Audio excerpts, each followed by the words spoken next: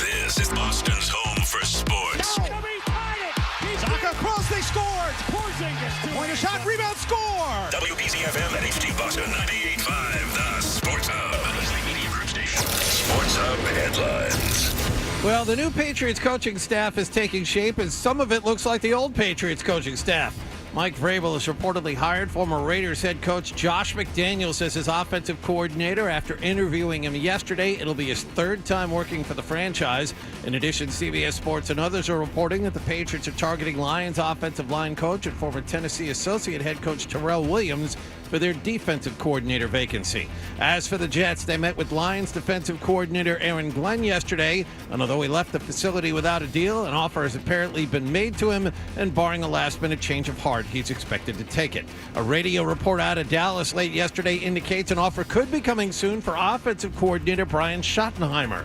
The Bruins visit New Jersey tonight at the Prudential Center. Ryan Johnston and Bob Beers have the pregame at 6:30 and the face-off at 7 here on 98.5 The Sports Hub. And after that one is done, we'll whisk you away to the West Coast as the Celtics continue their 4-game road trip at Intuit Dome to play the LA Clippers. Grandy and Max have the pregame at 10 and the tip-off at 10:30 tonight here on 98.5 The Sports Hub. And Ichiro Suzuki, CC Sabathia, and reliever Billy Wagner were all elected to the Baseball Hall of Fame last night.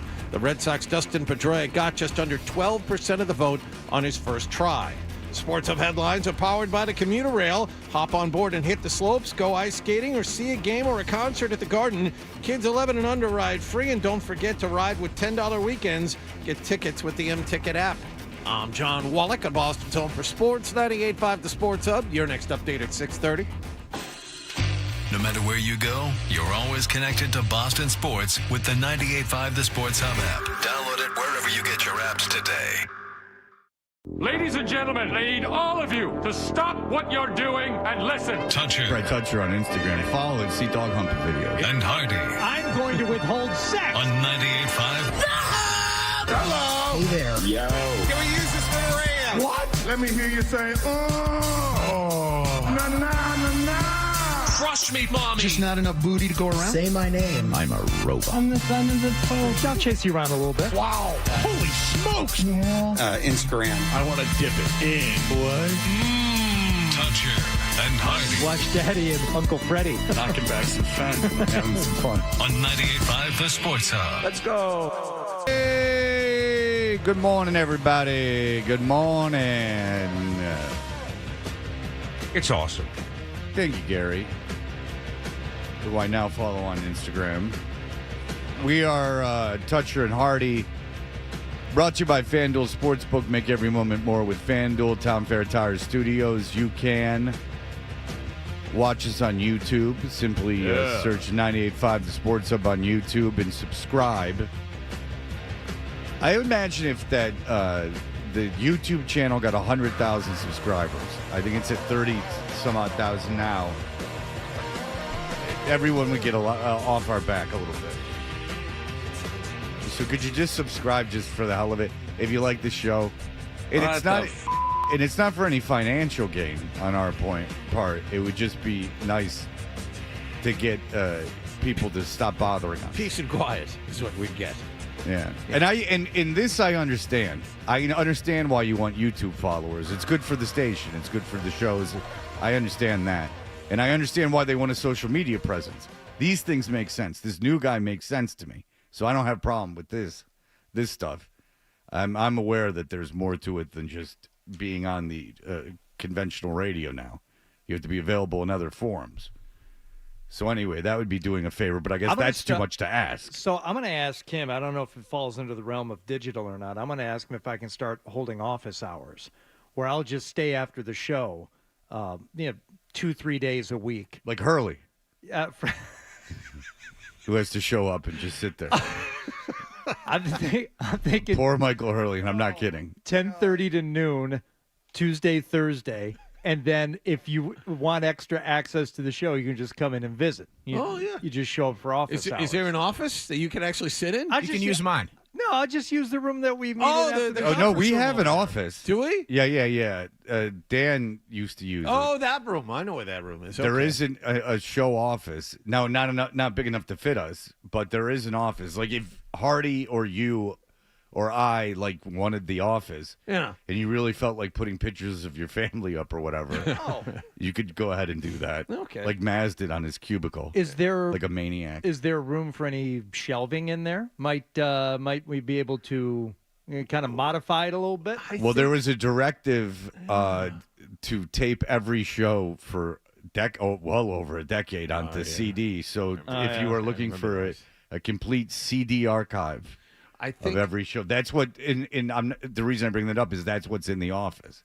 I think off to the book after left. Oh, book after magazine books of CDs, like yeah. of thousands and thousands of Huge CDs. filing cabinets full of CDs in the back. But I think off to the left as you walk in, Hardy, there might be room for shelving on that wall there. Well, yeah, good. I mean, you're gonna have to clear it with the guys in the jeans that walk around. I haven't seen the guys in the jeans in a long time. I hope that they're okay. It's very cold today, and we were talking about it. John and I. This is the only weather where I get nervous about breaking down. John's got his fear of the snow and this and that, but this early in the morning, when it's this cold, there is that feeling of if something goes south, how long do I got? So do you carry like hat and gloves in your car? I have a hat, but not gloves. You would be proud of me that I do have an emergency kit in my car. That's cute. Nice. Yeah, My wife carries one of those. yeah. I got a little red triangle thing in the back. No. It's got a 44 and a switchblade. No, it's not venison jerky. Yeah, exactly. It's not a hazard thing. It's a like something to smash the window. Oh yeah, in case you go in the water. Yeah, it's got a poncho. Yeah, she's got all that stuff. Yeah. I don't have flares or nothing. I just I got real stuff. Like if I needed to survive in the wild. Flares is something that Hardy would have in case you break down, right? No, I mean I carry a book of matches and a telescoping baton. That's all. I see. Yeah, and I have those on me. You know, Oh, don't worry about where. Not in the car, just Or on like your person. our friend that carried who really carried a knife with him for years and years and years. We have a friend Yes, who I'm we seeing do. this week Oh God. that used to carry a knife with him, and he's like, I was just about to ask. if you get on the train, you're gonna need like something. Like I carry this knife in my shoe or whatever in my sock. Yeah. And I'm like, you're not. What are you gonna stab someone? Sure. And not like like I carry a pocket knife. You probably do too, Hardy. Like not a pocket knife, like a legitimately like. Why do you carry a pocket knife? It comes in hand. There's not a day I don't use it, man. It comes in hand. For what? For what? Open and mail. The screws Jesus loose. I can go Christ. take care of that. Like Open it's and mail. Mail? Why don't handy you to just have. use your fingers to open mail? Sometimes it's a box. You gotta slice the box open. Use your key. My father carried a It's like, pocket what? knife every day of his life, and for a while, as a kid, he gave me, my first knife, and then my grandfather gave me a knife, and it was kind of cool. I never, ever, ever got in the habit of carrying it more than like a day in a row. I couldn't. It's cumbersome. Wait, we need to go back. You open you get a box in the mail, and you slice the tape with a car key or a house key. Yes. Yeah. That's the stupidest thing I've ever heard. Why? Because you could bend the key, or you could get tape on the Bend key. the Now the key key? doesn't work anymore. How about this? Bend the key It's when never you're happened. cutting tape. It's How, never and happened. how often have you done it? You don't have like anything How around often the have house, I like done a it? letter opener? You've only got 10,000 times. No, Fred. There's no way you've received more than a couple of boxes in the mail in your life. I was gonna say, yeah, Freddie T sales there on eBay, Okay. wheeling and dealing. Well, the Freddie T sales is selling them out. In fairness, it's Yeah. not. It's not. Well, you're not using that account to buy as well. I have. I'm in no position to buy anything right now. This is a code red situation with vacations and everything being paid for. So, There's, two I things. need new glasses, and I had to put I got plenty of money, and no one worry. But but we're in a point right now where everything needs to cool off for a couple weeks. I need this bonus, which we haven't gotten. It should be due. It's coming on Friday. The Christmas bills. We You're just aware had like that you know that because It should. no, they owe me a bonus. Contract has been checked 12, trust me. They owe me a bonus. But when you were married, Fred, did you share all your finances like joint accounts? no, Okay, so we do, or so I thought. A payment went out for a credit card yesterday. I said, "What is this?" And apparently she's like, oh, that was, from December. That was like, the last of the Christmas spending. I'm like, on what card? What is this card? What is this? She's like, oh, that's the one I've had for years. I'm like, oh. And I've never really noticed it before, the money going out. But that was the last of the Christmas spending. And yeah, very interested to find out when that ratings bonus will be coming. Yeah, because it was Christmas. Then I booked the kids because I take them both on individual spring breaks, and I had to book all that. And so now, I'm interested where that comes. But oh yeah, and I'm very interested because I'll be having to pay off that Detroit trip that I was so smart to book. Don't wait for the Super Bowl. That's going to cost you a fortune. Go see a guaranteed win in Detroit, and you save a few bucks.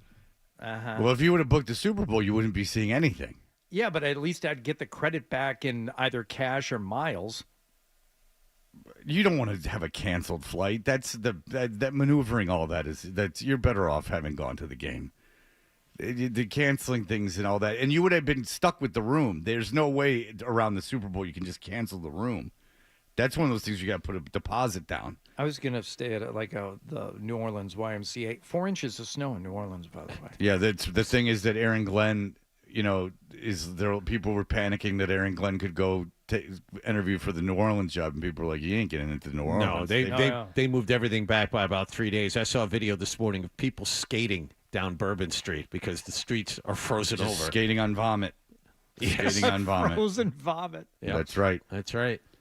So anyway, this cold weather is even though Adam uses a knife every day and it's so cumbersome. Where do you keep the knife? Yeah, let's see it. Have it in my pocket. It's a boker. It doesn't make your pants fall down. Oh, it's too big too. No. Yeah, This is this is the one that I carry if I'm wearing jeans. If I'm wearing shorts, I got a Swiss Army knife. It's a little bit lighter. I'll see if I can locate my last pocket knife, and I'll bring it in tomorrow. I'll show you a suitably sized pocket knife. I was given a pocket knife. So I have one in my house. I have no idea where it is, but it's somewhere in there. So so what will you keep in your pants? I just I have a my everyday carry. Yeah, my EDC. Because there's too much stuff already. I got my I got my pocket knife. I got my lip balm, and I got my Zippo lighter right here.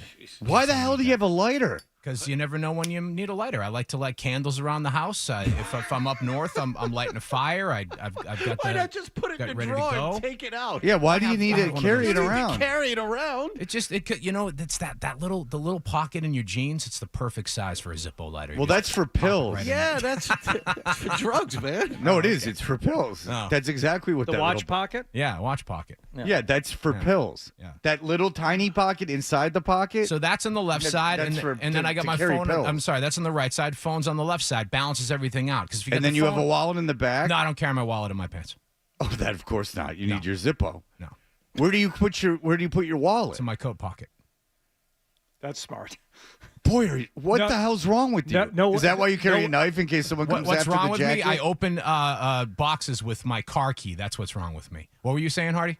No, it's smart to carry your wallet in your coat pocket. No pickpocket will ever think to stick their hand in there. Yeah, what's wrong with you? You're really harping on the wrong thing. What do I need my The wallet chances on of me for ruining right a now? key on tape are about infinitely smaller than the disaster of getting your wallet stolen. Imagine if this guy goes to put his car key in his Bronco and it won't come out. What? It's not 1982. There, First of all, there are Stagecoach Bill that can take care of that for you. There's no key to the car, dumbass. the rest God, of are you poor? Doesn't go in the wow. It doesn't go in the transmission anymore. You don't have that.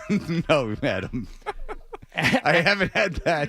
Adam needs. I haven't had that for 20 years. Adam needs the Zippo to light the burner on his stove to heat his beans for dinner this night. There we go. Imagine We'll have if he dinner puts ready his in about key 10 in the minutes. Bronco. Lights his car key to move it back into place. after And by the way, it's not like I've been driving around in Ferraris. Like I had a Ford Fusion for many of the years we've been friends. I had a Ford and Escape. that didn't have a key. I had a Ford Escape did that I. you didn't have to use the thing. I don't have to use the key to get in it, but I got to use the key to start it. So is my dad. He's all proud of that. Yeah. Yeah, of course you do. Yeah. I know you do. Yeah, I got my Subaru, 200,000 miles plus, it's still rolling. That's That's shocking. impressive. Yeah. That I like. I like the high mileage on the car that still runs. That Probably going to need a new one this year, though. I'm a little sad about that. Probably going to have to get one of them newfangled cars that you don't need a key to start. You could sell it to one. You could sell your car. Always know it to a lady that doesn't dye her hair. Just take it to a farmer's market and stand in front of it with a for sale sign. There you go. Why don't you take that thing into the dealership and when they're evaluating it for trade, make sure to show them the key. Look at that. Pristine. Yeah. Never used on an envelope or anything adhesive. You're using your key. I can't believe you're using your key on this tape. Meanwhile, my wallet, where do you keep it? Oh, on the floor. That's where it belongs. I perch it on top of my head. Where do you carry your wallet? You carry it in your back pocket or your front pocket? Okay, so the reason that I wear Lululemon sweatpants into work almost every day is that there is a zipper on the back. If there's a zipper or a button on my pants, I'll put it in the back pocket. If there's not, it's my front pocket. So now my wallet's far too large. This has been discussed.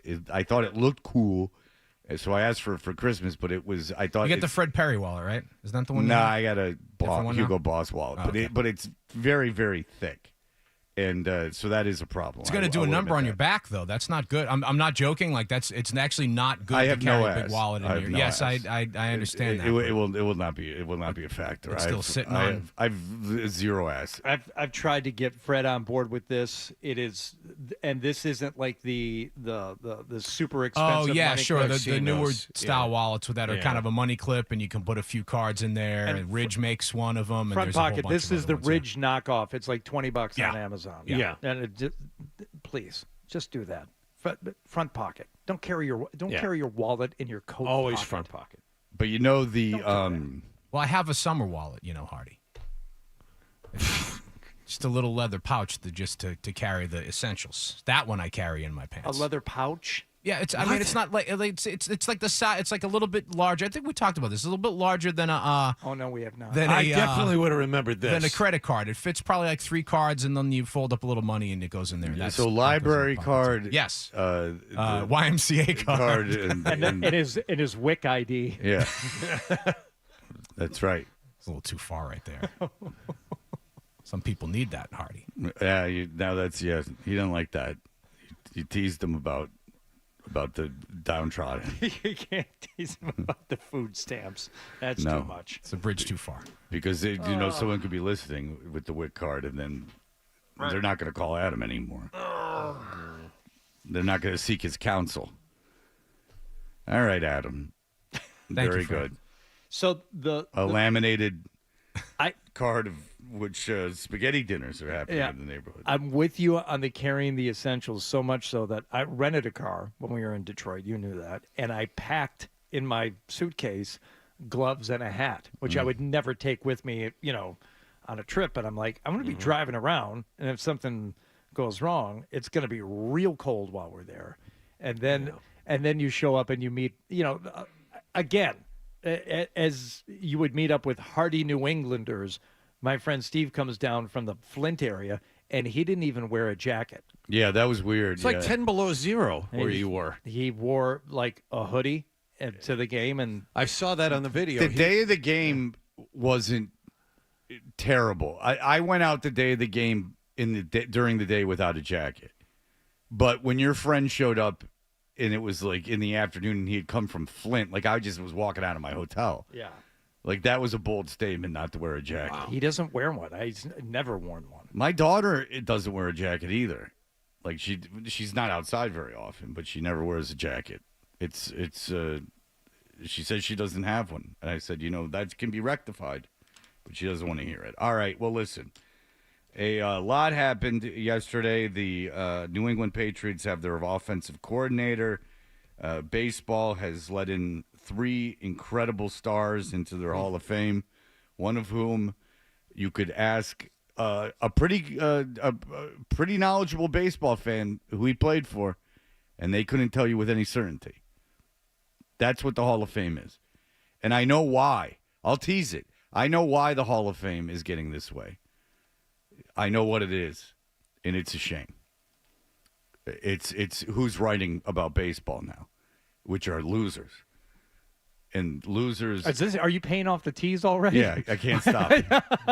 It's losers. Coming up, Fred will tell us why the Baseball Hall of Fame is shameful. Right now. No, forget it. He's telling us right now. We're going to find out right now. It's losers. The people that write about baseball now are complete losers. And that's the problem. Not other sports, but baseball. They want everyone to like them, and they want everyone to get their trophies. And I'm not being Kid Rocky. I'm not being like Kid Rock. I'm telling you, it's too much. See some of these ballots. Chase Utley's gonna make the Hall of Fame. Chase Utley. All right, there you go. All right, we'll be back. More.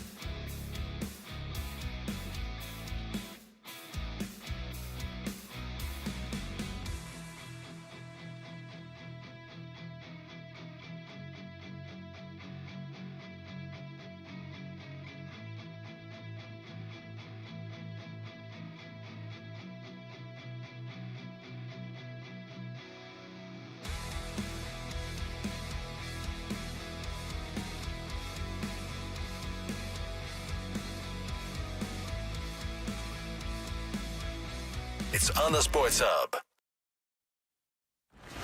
Hey, if your alarm clock sounds like this is the show for you. Toucher and Hardy, the Sports Hub. Did you catch the game last night?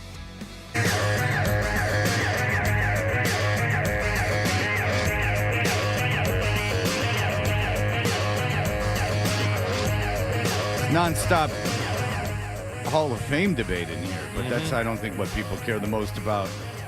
Hey, we're Toucher and Hardy. What happened last night is brought to you by Leonard Hair Transplant Associates, where your hair doesn't have to be a game, but what happened? So change your lettuce and change your life with Dr. Matthew Lepresti at 1-800-GET-HAIR. What's going on? News broke yesterday on the Felger and Maz program about the new offensive coordinator. Everything old is new again in New England. Ian Rappaport, NFL Network, just tweeting seconds ago. Throwback. The Patriots are expected to hire Josh McDaniels to be their offensive coordinator, his third stint in this role. The favorite all along, he writes. He interviewed today, solidified his standing. Now he'll join Mike Vrabel's staff and work with Drake May. Josh McDaniels returning to New England. And thank you, Jim Murray, for not saying blue check mark. I couldn't thank you enough. I appreciate it. My respect for you remains high. Yes, so Josh McDaniels is, I guess he never left, like literally, like he never left. He just was around. Has a home here. Yeah. Foxborough, I think. He never moved his family to Vegas. And Westwood? Okay. So. Okay. Listen, he's probably got quite a little setup in Westwood. I'm sure it's great, and I don't despise it. I don't think it's the wrong move. But for all this talk about needing to change things up, and if the Patriots have any feeling that there is some organizational rot going on, hiring a guy who was here even as a player and who, learned the game of football as a professional under Bill Belichick, and the longtime offensive coordinator who's already been back once since then, bringing him back to be the OC again, doesn't seem to do a lot to push back against that whole we need to change things up and start to get rid of the things organizationally that are just tired. Is this inspired? Of course not. Not inspired at all. It's an easy hire, and that's what Felger and Maz are saying. It's a lazy hire. That might be true, but take a look at it from a different perspective. Is Josh McDaniels a very good offensive coordinator? And you look at what he's done. He was a favorite of Brady when he was here. Okay. He made busted Cam Newton look decent, and Mac Jones was a Pro Bowl alternate and then fell right off a table the second that McDaniels left. No. Cam Newton did not look decent. No. And early in the season he and did. Mac Jones fell apart at the end of the first season with Josh McDaniels still here. They were Okay. And I will say this. If it's okay to ask this question about Bill Belichick, not to be a myopic prick about it, but let me ask, what has Josh McDaniels done without Tom Brady? I don't know. What has Josh McDaniels done without Tom Brady? He was Nothing. terrible in Denver. He was terrible in Vegas as a head coach. 20-33. As an offensive coordinator, he is good at what he does. With Tom Brady as the quarterback. I think that you put him with a quarterback like this, it will be far better for the quarterback than, say, the guy Udinsky, or however you pronounce his name, the 28-year-old guy who's like the next big thing.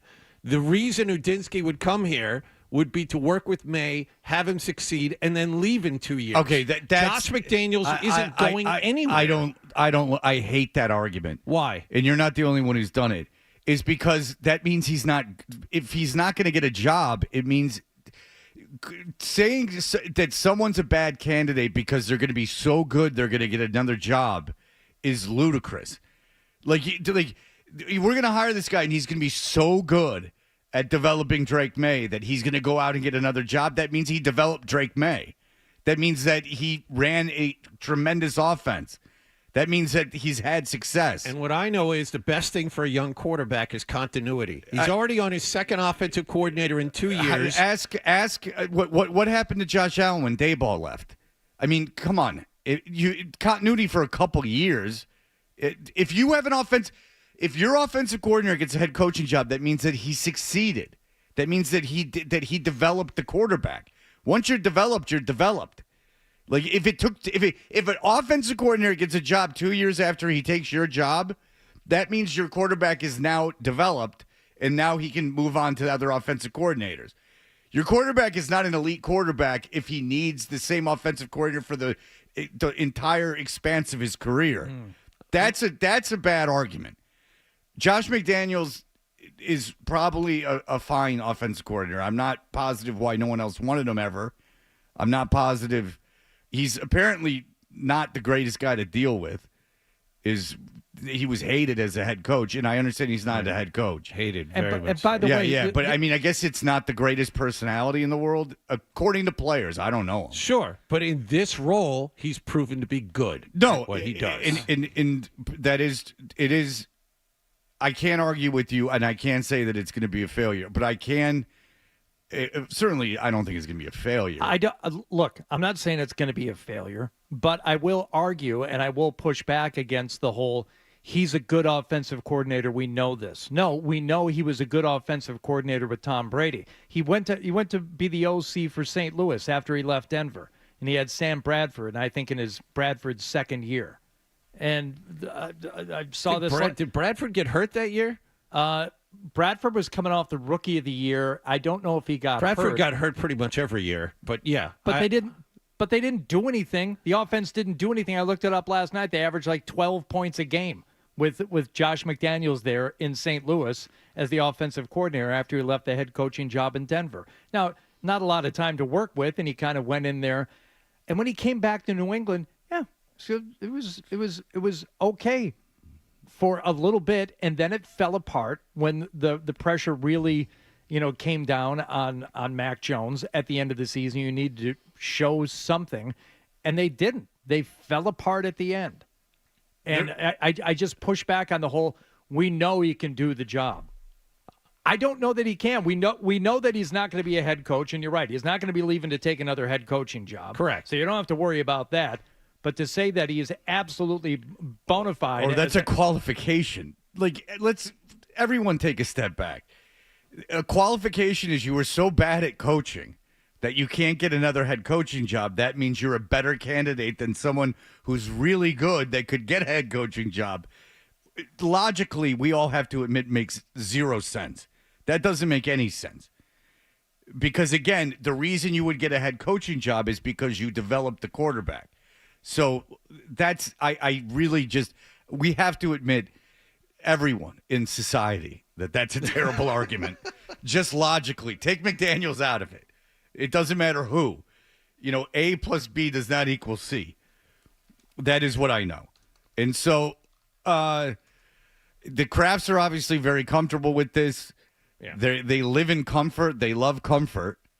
And he won't be a disaster, you would think.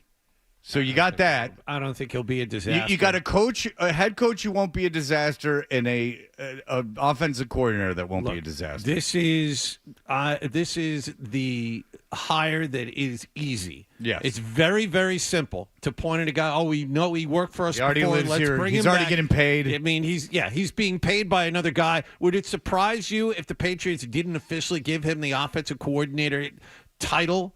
They get special assistant to the head coach and have McDaniels call plays anyway, so the Raiders will keep paying him.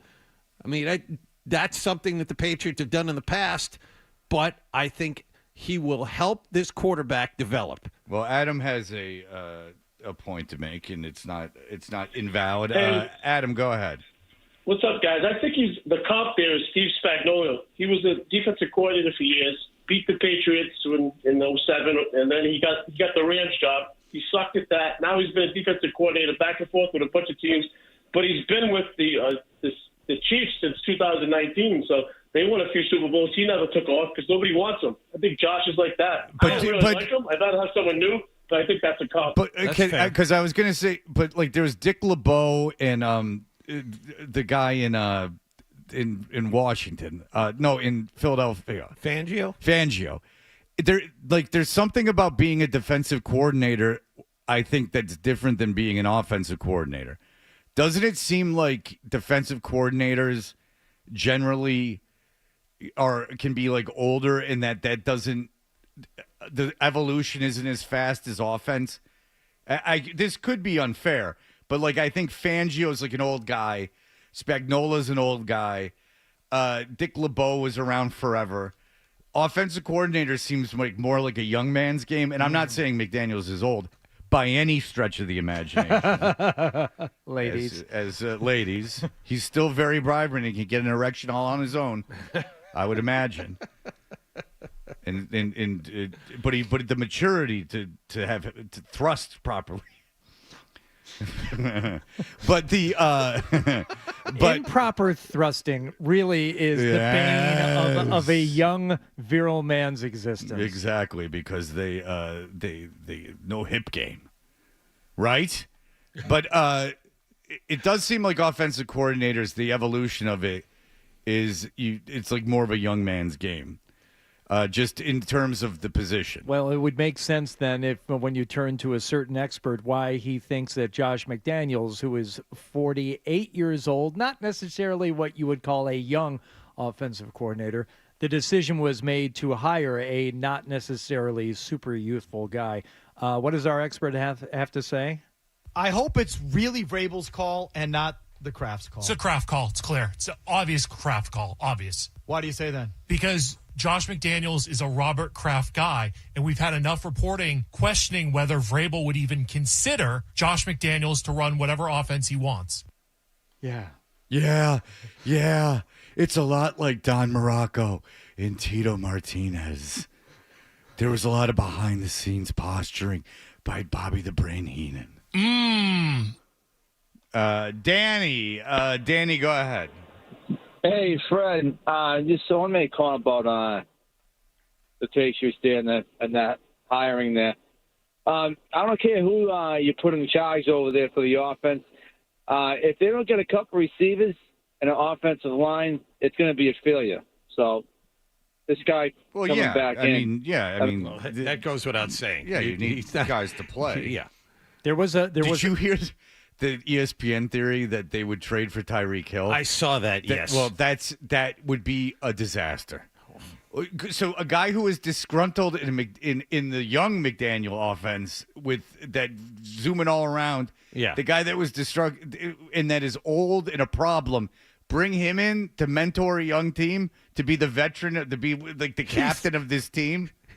I'd rather them get Antonio Brown back than bring in Tyreek Hill. I mean, that's the comp. That's really the comp. Yeah. Like Tyreek is on his way, isn't he? He's on his way to being Antonio Brown. And I think he's a worse person than Antonio Brown. I think just Antonio Brown's mentally ill. Like Kansas City really fell off the map when Tyreek Hill left. Like why would you?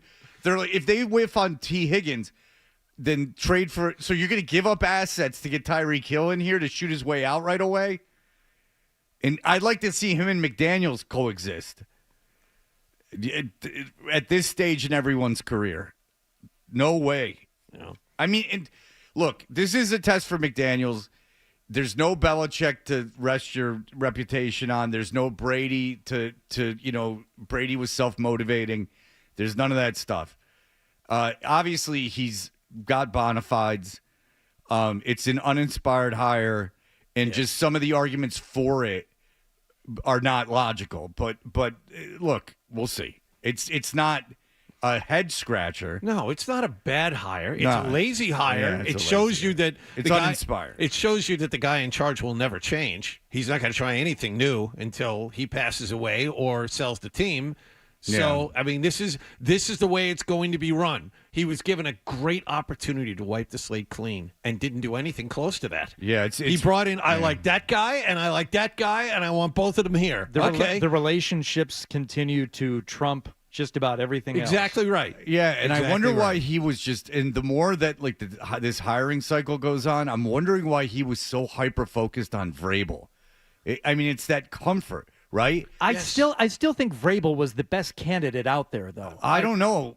I really don't. I don't know. But Fred, you don't know. It might end up being Aaron Glenn. he might end up being the best, head coach of the hires this year. But you truly don't know because he hasn't done it. You didn't give yourself an opportunity to find anybody. Yeah, that's the thing. There might be a guy out there. Who knows? Yeah, it's just you have no idea because you didn't look. Yeah, and I don't know why you couldn't have looked, right? Like why you had to do it so fast. A lot of it's very confusing. Because Vrabel would have been hired. He would have been hired by the. But by who? Okay, the Jets.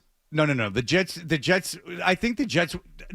I'm led to believe the Jets have always wanted Aaron Glenn, and this was kind of always already done. I heard that too, but ultimately, I think I agree with him. He would have been hired by somebody. Vrabel would have gotten a job. I don't know if Vrabel. No. Vrabel would have gotten a job. I don't know if Vrabel would have gotten a job like that day. Right? Like I don't know if you couldn't have hired him a week from then.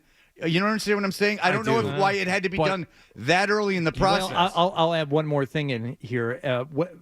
If it weren't for their agreement with Gerard Mayo, I think Vrabel is who they wanted last year. Yes, that is, I believe that to be the case. If you just want another reason why they did it so fast, this is what they really wanted to begin with. Yeah, I know, but it doesn't make it right. It doesn't make it but right. But it does explain why they do it so quickly. Just you have no clue what assistant could have come in and blown you away. I keep going back to Mike Tomlin. Steelers weren't going to hire Mike Tomlin, but he went in and killed it. And they hired him, and look where we are with them. I don't know how. The Patriots could have found a guy like that, but we'll never know. Because I just don't know if someone would have, the day after the regular season, hired Vrabel. Like, they needed to do it that week. Like, everyone else was panicking. No one else has settled. I mean, Ben Johnson, obviously Chicago was getting Ben Johnson. When we talked to Burkett from Detroit, he seemed to know that. So, obviously, he knew that was happening. The Post knew that Glenn was going to New York. Those teams had done it, but they also interviewed an assload of coaches, so they weren't going to take Vrabel. McCarthy now is loose. I don't know. We'll see. All right, we'll be right back. The Hall of Fame was announced, and we can get into all that. And the pickleball court ban hearings are going on in Nantucket, which has got Hardy, thank God, all fired up. He doesn't like it. Just another reason not to go to Nantucket. It's the new punk rock is pickleball. We'll be back in just a moment.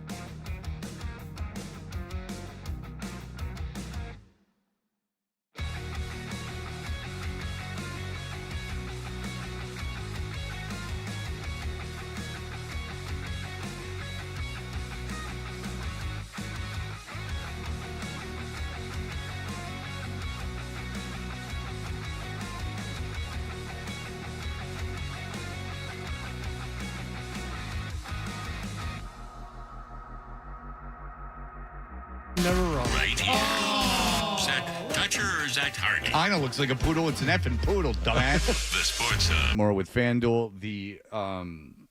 The Baseball Hall of Fame was announced, and I can tell you that if the Ichiro, everyone is heads exploding because the guy didn't vote for him, so he wasn't unanimous. So Mariano Rivera ends up being the second, the only unanimous choice ever for the Baseball Hall of Fame. Pujols is 2028, and then Miguel Cabrera is 2029. So we'll see. Right, but Ichiro is technically second because he got a higher percentage of votes. Even though it missed by one, there were more people voting. Not as many people voted for Jeter, who also missed by one. I mean, think, so. it's like a fraction of a percent or something like that. So it doesn't matter. Actually, no, Jeter actually had one more. He had like three more people voting than Ichiro did, so he's behind Jeter. Oh, okay. In terms of people who missed by one. Okay, so for whatever, people hyper focus on that, and it doesn't matter. Suzuki got in on his first ballot, so it doesn't matter.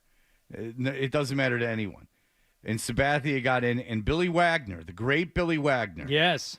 The household name, the big superstar Billy Wagner, who I'm reading here is the toughest to hit lefty closer of all time. Yes. Okay. In his 10th year on the ballot. Right. Final year. His 10th and final year on the ballot got in. And according to the voting and the way it's been trending next year, look for Andrew Jones and Carlos Beltran to get in. Carlos Beltran at least was a star. I lived in Atlanta during Andrew Jones' prime, and he was an afterthought on that team. That team was all about their starting pitching and Chipper Jones. The idea that he's in the Hall of Fame is so 5 guys from that Braves team are going to be in the Hall of Fame. And they won one championship. And they won one championship. And then the manager, too. Yeah. So 6 guys on that Braves team are all going to be in the Hall of Fame. Andrew Jones. They really like that Braves team. They really do. Well, all those pitchers deserve it. But the thing is that, and Bobby Cox was a good manager. The thing is that, like, in that town, not that it matters to anyone, but I will say it anyway, Dale Murphy's a bigger star, and he's not in the Hall of Fame, and Fred McGriff was a bigger star. It's using T-Bone's old, his overwhelming question, or his overriding question is, can you tell the story of baseball without blank? Can you tell the story of baseball without Billy Wagner, without mentioning Billy Wagner? I think that you could go to a solid, I think you could go to a guy that watches 30, 40 baseball games a year and go, who'd Billy Wagner play for? And he could give you maybe one team, but certainly not his whole career. Sure, I can give you all of them. I can't give you all of them. I know I like baseball more than most. Houston for a lot of years. Yeah.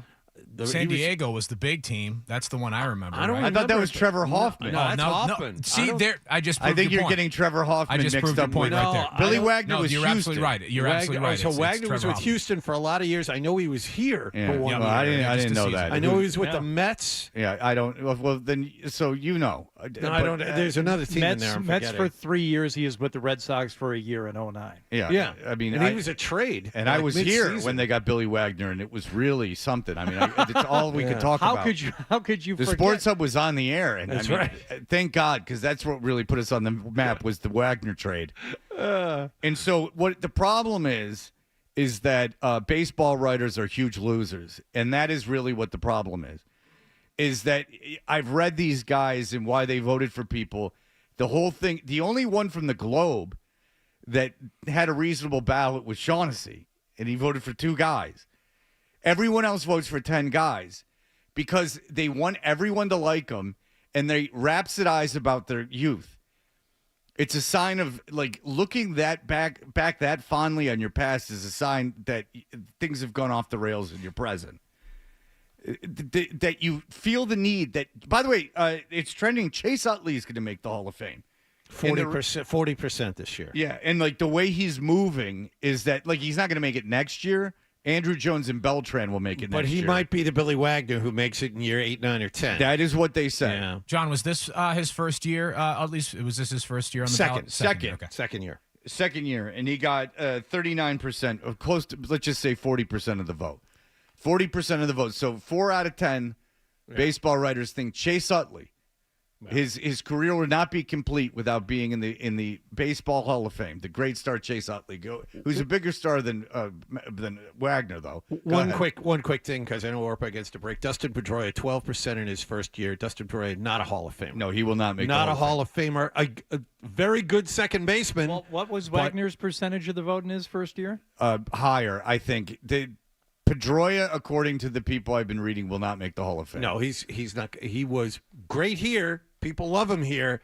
But if you go back and look at his numbers, not good enough. By the way, 10 people voted for Ian Kinsler.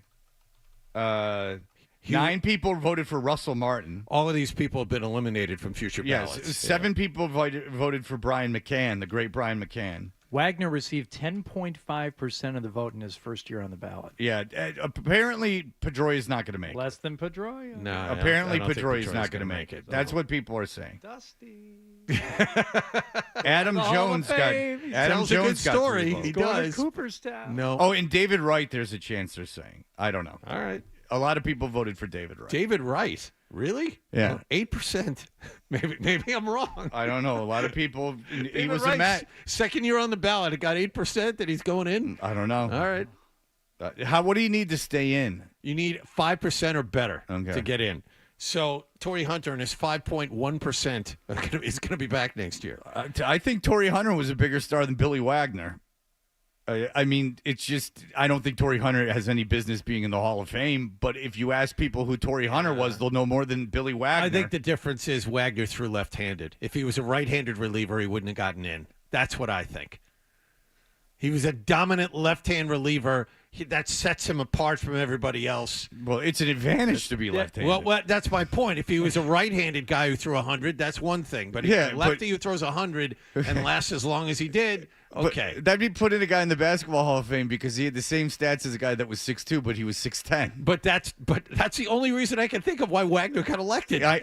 They keep going back to also the his strikeout percentage of 33.2%. For pitchers to throw at least 900 innings. Do you know how many innings Wagner threw? How many? 903. Oh, nice. Which is the lowest total of any pitcher in the Hall of Fame. Yeah. At least it's not the Minnesota pitcher, the Blyleven, that was just a guy. Yeah. A big fat guy. Yeah, Harold Baines is just a guy. I mean, there are a bunch Harold Baines, at least when you got his card, you were like, all right, Harold Baines. You did. It was like little Rod Carew. First thing I traded when I got. It was little Rod Carew. Baines. Got mad hits like I was Rod Carew. Because you can't, you won't, and you don't stop. You can't, and you won't, and you don't stop. Can, you won't, you don't stop. No, if you said I got mad hits like Sortahora then that would have been a better reference. Yeah. Well, but you said Rod Carew. I know, but you should have just gone to Sortahora and then I would have been like, okay. Hey, ladies. I can't give you the Rod Carew. I never thought that was a good line. Well, then I guess it wasn't. No. Let it be written, let it be done. Fred's just trying to hit this break, Hardy. Adam Sandler. Start the pencil sharpener. All right. Shut up. All right. We'll be back in just a moment.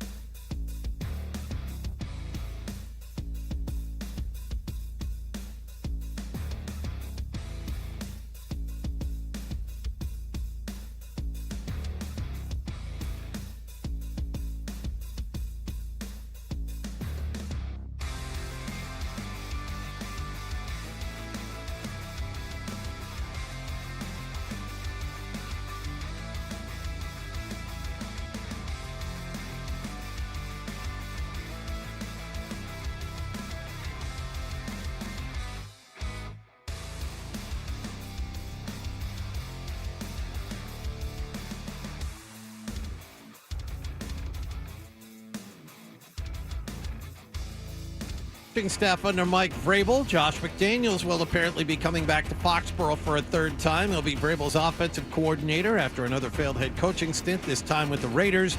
Vrabel isn't done either. He is now reportedly targeting Lions defensive line coach Terrell Williams to be his defensive coordinator. Patriots captain Jabril Peppers will be at a Quincy courtroom this morning as his domestic violence trial begins. Jets head coaching vacancy should be filled shortly. As expected, Aaron Glenn has been offered the job after talking to the team in person yesterday. Although he hasn't said yes yet and flew back to Michigan last night, all indications are that he will. Bruins visit New Jersey tonight. Ryan Johnston and Bob Beers have the pregame at 6:30 and the face-off at 7 here on 98.5 The Sports Hub. Celtics continue their road trip in L.A. against the Clippers late tonight. Grandy and Max have the pregame at 10 and the tip-off at just after 10:30 here on 98.5 The Sports Hub. Al Horford and Drew Holiday are questionable. Ichiro Suzuki, CC Sabathia, and Billy Wagner were all elected to the Baseball Hall of Fame last night. The Red Sox Dustin Pedroia got just under 12% of the vote.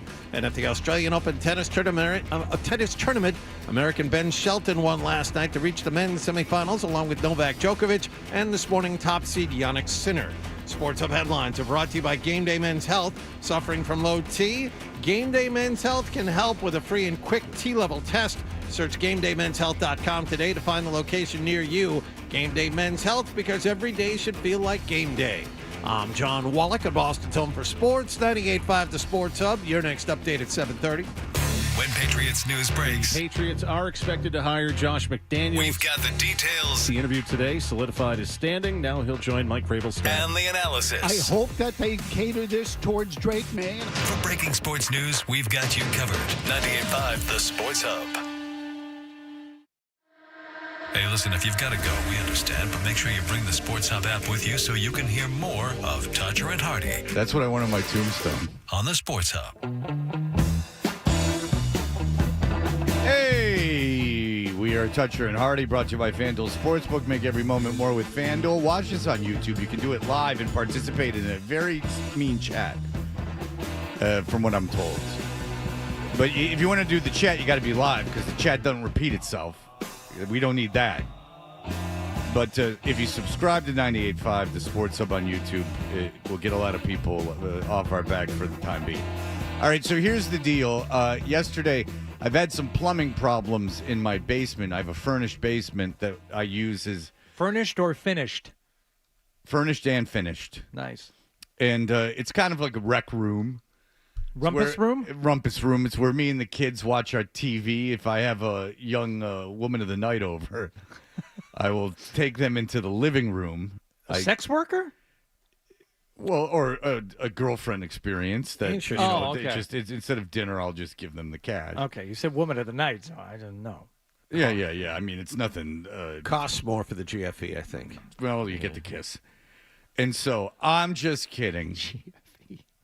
I'm just kidding, obviously. So but the living room is more of like that's where I'll entertain if I am entertaining. Book clubs and stuff. Yeah, but it stays clean.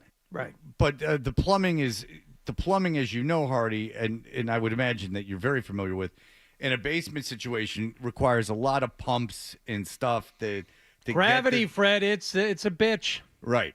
So I called one plumber, and they came over and ruined everything. So I had to call another plumber, which is an advertiser on the station. I can say 128 Plumbing.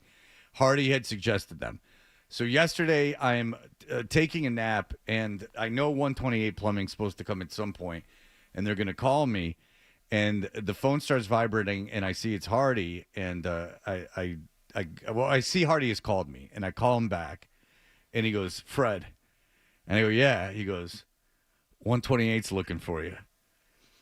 I have not gone through the station or anything. I hired 128 on my own. Like, I haven't talked to anyone about it. He's like, 128's looking for you. They got a guy on your street right now. And I'm like, what are you talking about? He's like, yeah, they called me. They called me to call you. You have to understand that the only reason the reason this is funny is that on my own, I called 128. I didn't say, hey, I'm Fred Toucher from 98.5 The Sports Hub. I just said, I talked to the woman and said that and made the appointment. None of this was related. Like I had, no one knows who I am. I'm not being modest. Like that doesn't happen like all the time. Sure. and they had, but 128 had seen my name, and they knew just who to go to. They had Hardy on speed dial. Well, let me call dial. him because we happen to have his number. Okay, couple of things. No, there's no excuse for this. Come on. I got a text from Ryan Williams. You know him from the ads. Hi, Ryan Williams here from 128 Plumbing, Heating, Cooling, and Electric. And you got a text with a screenshot of the service call. He said, Hardy, sorry, this is super random, but we have this plumbing call on the board for today. Is this Fred? No, and this is where you screwed up. And this is where you owe an apology, probably written and public right now. No one made me aware, and customers not answering the phone. Wasn't sure if we had this weird coincidence or all is well with you. So when you're dealing with friends, you let friends know when you're going to be in town, when you're going to, place a call to them, just like I did with friends in Detroit, like you did. And I owe Ryan an apology for not letting him know you'd be reaching out. You also owe them an apology because 128 friends of the station, you should let them know, hey, I'm going to be reaching out, and then you reach out. I would think place a call before you place the call. Well, it's just you being a customer, but I did have to ask Hardy if I have to, if I should tip the guy. I don't know. I don't know how to function. That's a good question. Do you tip it? Well, then once I knew I certainly knew that they knew who I was. I tipped them. Yeah, believe me. And then it was like I knew the guy knew me. Yeah. So then I'm standing in my living room with like a guy I know who knows who I am. So it was that I didn't know how to handle that. So I just handed him money. The screenshot of the service call, there's actually a typo in the name, but and you spell your last name differently than you do on the air. Toettcher. Yeah. Right. So there was a typo in there, but then your email is listed, and I'm not going to give it out because it's your personal, but it's a little close to the name. They did a little investigating, figured out it was probably you, but it wasn't obvious, is what I'm saying. So I was so happy that I was called upon to be of service. Yeah, so I will serve and I will be of service. Do you understand, John? He texted you? Yeah, yes. I can. Of course he did. Yes. Let me see what I said, yep, that's him. Is he not answering his phone? And he texted me back, okay, we're in. Thanks for the quick reply. Here's exactly what happened at 1:39. Hardy texted me, 128 Plumbing is trying to call you. And I go, they are here. That's so funny, dude, that they went to you. And he said, and you know how legitimately happy that makes me. Yeah. That's the other thing. For those of you who are just listening on your way to work, Hardy has a smile plastered to his face when recounting this. Like, it would be like, and I know the plumbing and heating guys, and they're buddies of mine. It was like shop. Yeah, he'd be like, if one of the Shrivers called me because there was a Kennedy situation. I know. Up in Hyannis, and best. Yeah, if you want that, I don't want that. I want Ryan Williams to call me when a customer isn't picking up their phone. Why were you not picking up the phone? Were you sleeping? Mm-hmm. Yeah, I didn't. I thought that they would call, but then they would just. There was like a window of time. I thought they would just ring the doorbell and I would come down. Well, the last thing I was said. asleep. Last thing I said to Ryan was, I said, yes, this would be part of our Hardy secretly wishes he worked for 128 segment. Damn right you do. I do. Yeah. All right. Fast forward. Cut to the chase. Did they fix it? It needs a new. They need to get parts. Fetzer valve. The toilet needs new parts, and the sink needs a new pump completely. And apparently, what have you been doing in that sink and toilet? Enema parties. But to be honest with you, apparently, when I bought the place too, and it was a new place. When the inspector was taking me around, he's like, this plumbing in the basement, like in every basement, is like a bit of a situation if you're going to use it a lot. I'm just telling you that there could be problems, and we use it a lot. And the toilet's still working, but it makes a hell of a racket. So they think they can fix that with just parts, but it needs a new pump. But I've been without the pump for I could do without the sink, but then there was starting to be a little backup.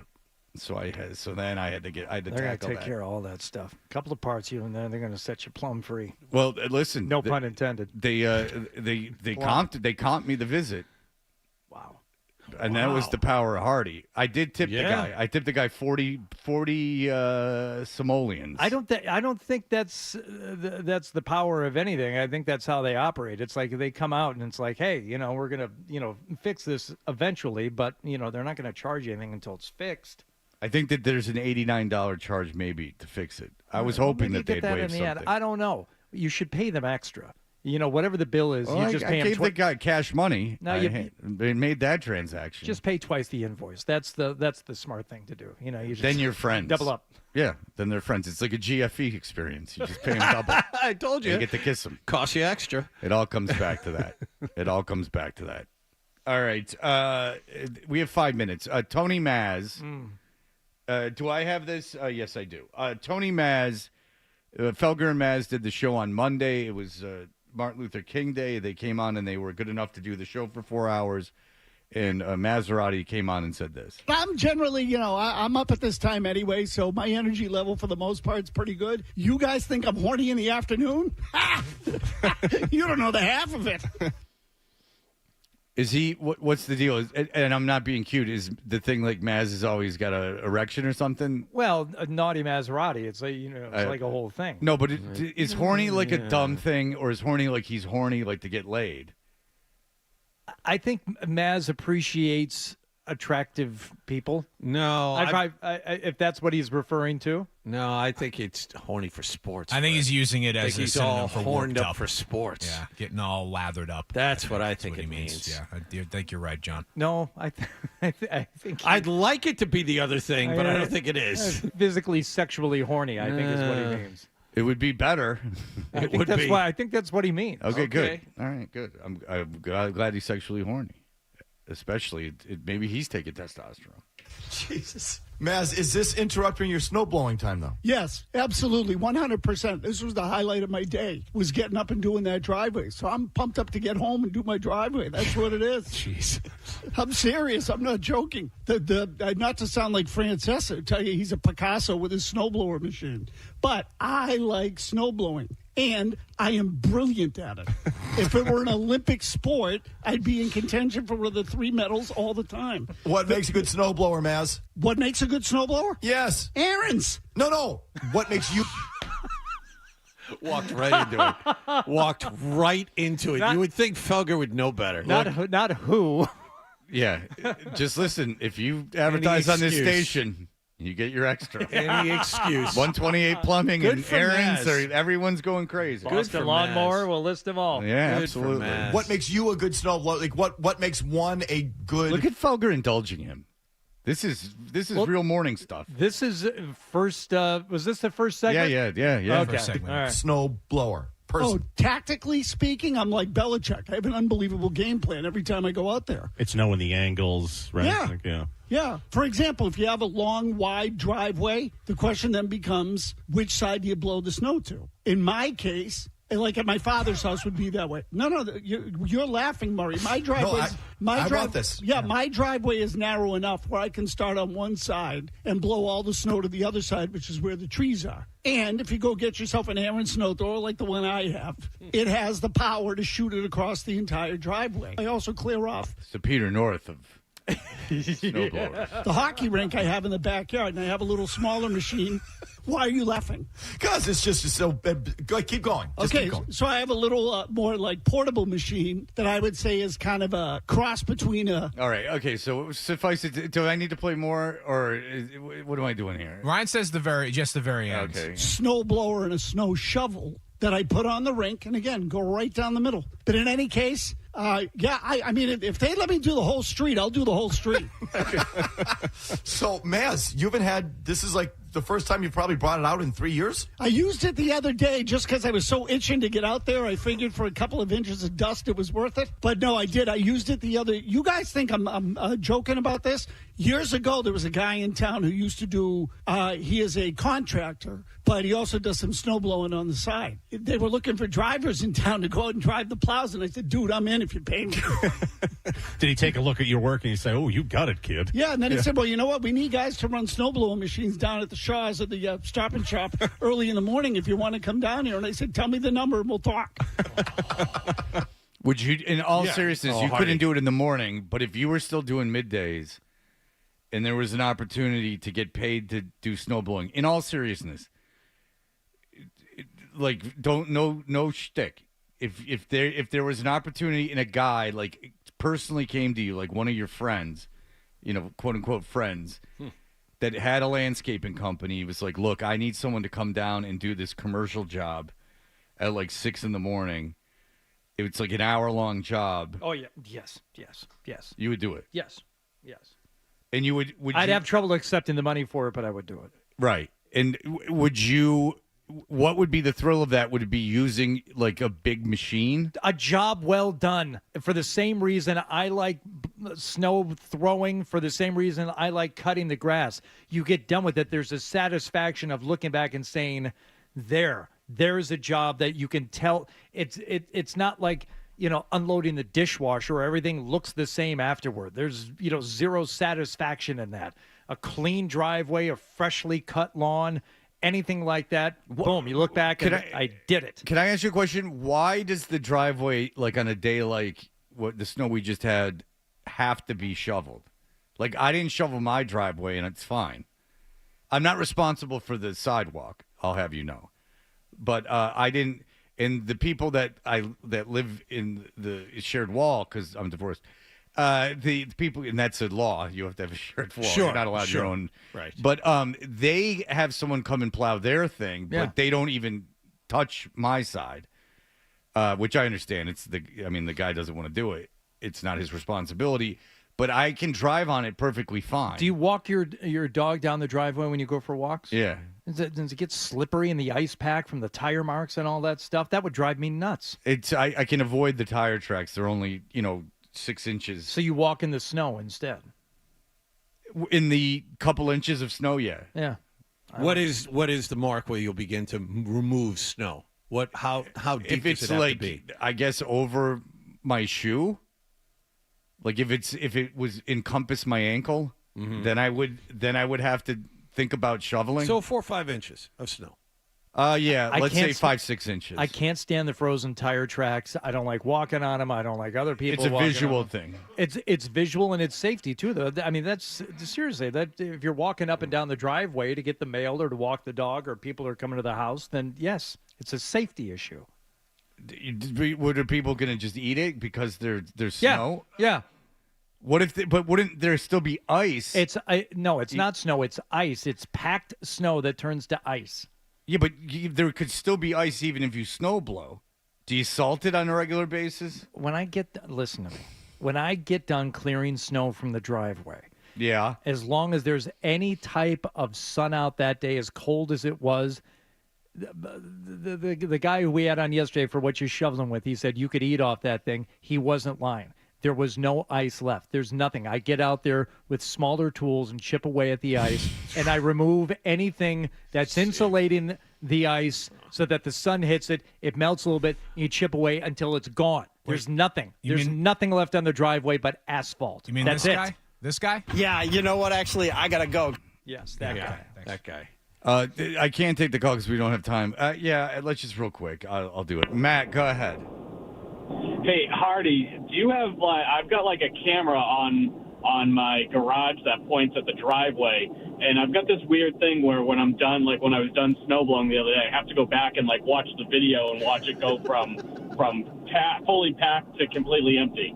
Is that something you're into? Can't believe I've never thought of that, but I have a Ring doorbell and I could do the exact same thing. Thank you. I'll do that next time. Boy, I like that. All right, well, there you go. Job well done. You can watch it over and over again. All right. Gary Myers is going to be joining us. He's got a new documentary coming out, Brady versus Belichick. And we will talk about that with him in just a moment.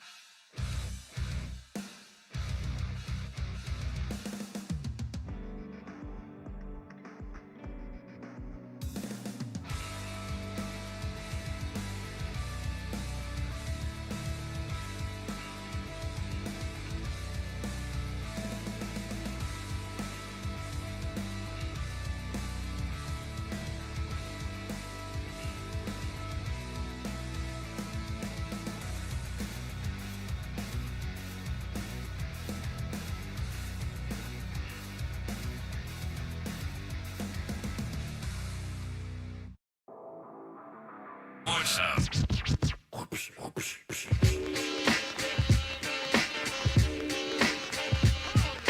Hey, we are Toucher and Hardy, 98.5 The Sports Hub. Everyone loves Gary Myers. You know him from the work at the New York Daily News and his several books and things of that nature. There's a new show that is on Tuesdays. It debuted last night. It is Brady versus Belichick. It's on Vice. The great Vice magazine, which started as a independent Montreal magazine and then grew into a media empire. It was started by 3 people.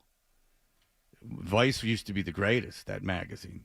Back in the day, it certainly Those was. books. And people, they don't like Gavin McInnes, and I understand why. Yeah. But his do's and don'ts, you have to admit, Adam. Even you have to admit. Absolutely. I'll still go back and chuckle at them. Yeah. Classics. All right. Gary Myers joins us. Gary Myers, you produced this Brady versus Belichick. You have a book about the debate coming out in September. Thank you for joining us.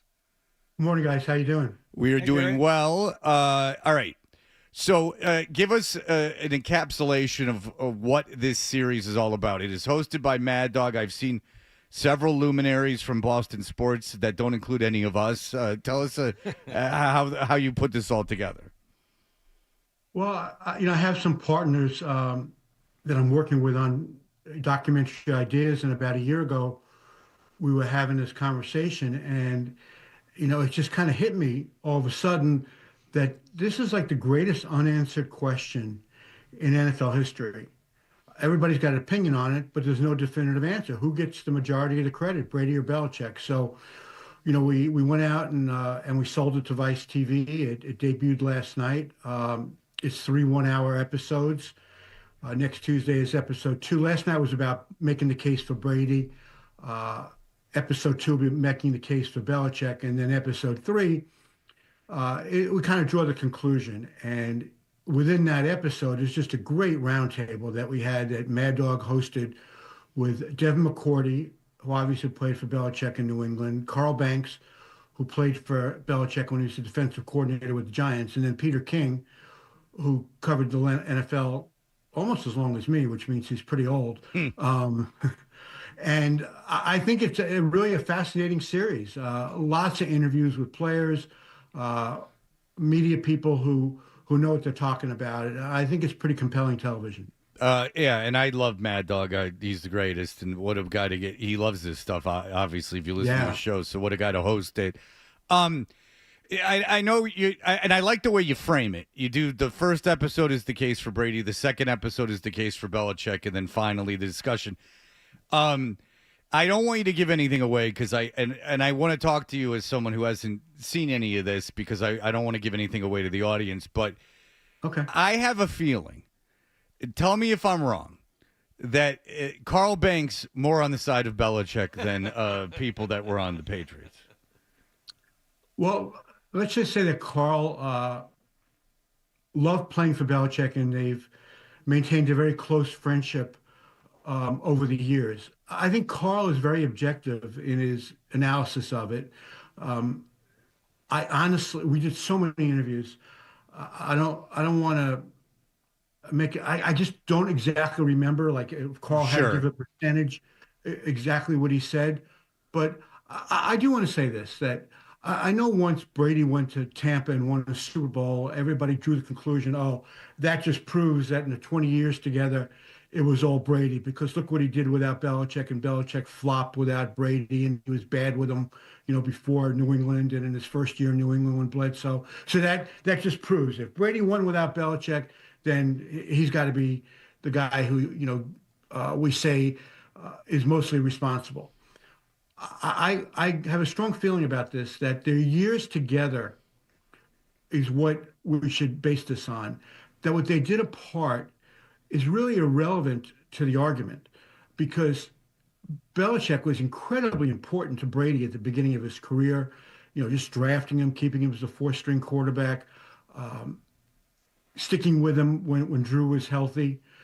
And, it was a defensive dominated team that won that first Super Bowl. And, it slowly transitioned to a Brady dominated team. And I think by 2007, in that undefeated regular season, not an undefeated complete season, as I need to remind the Boston listeners. They have enough But Super I think Bowls. You go ahead and remind them. They had enough success. Go ahead. Yeah, that's true. In 07, I think, is when it really shifted to, the Brady way instead of the Patriot way or the Belichick way. But, I want to tell you, that roundtable that we did, and David McCourty has become one of my favorite guys. I mean, you he's guys great. loved him when he was there. Oh, my God. That roundtable is some of the best stuff I've seen on the Patriots, on this subject for sure, ever. I mean, it's really, really good. These guys are so smart. And then Peter King, about, looking at it from a bird's eye view, having covered Belichick in New York and New England. And I really like this series a lot. It's fun.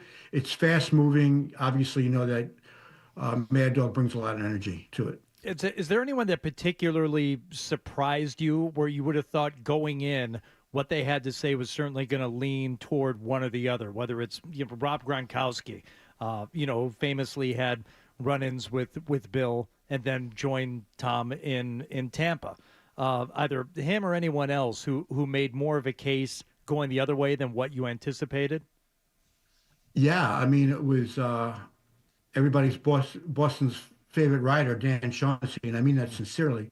I really thought he was going to come out strongly for Brady, and he was probably the strongest on the show for Belichick, saying that the coach controls everything, the quarterback doesn't. Now, I don't happen to agree with him, but Dan kind of surprised. I always read Dan, and I always had the feeling that he could have had a little bit of an edge when he wrote about Belichick, and so he really surprised me.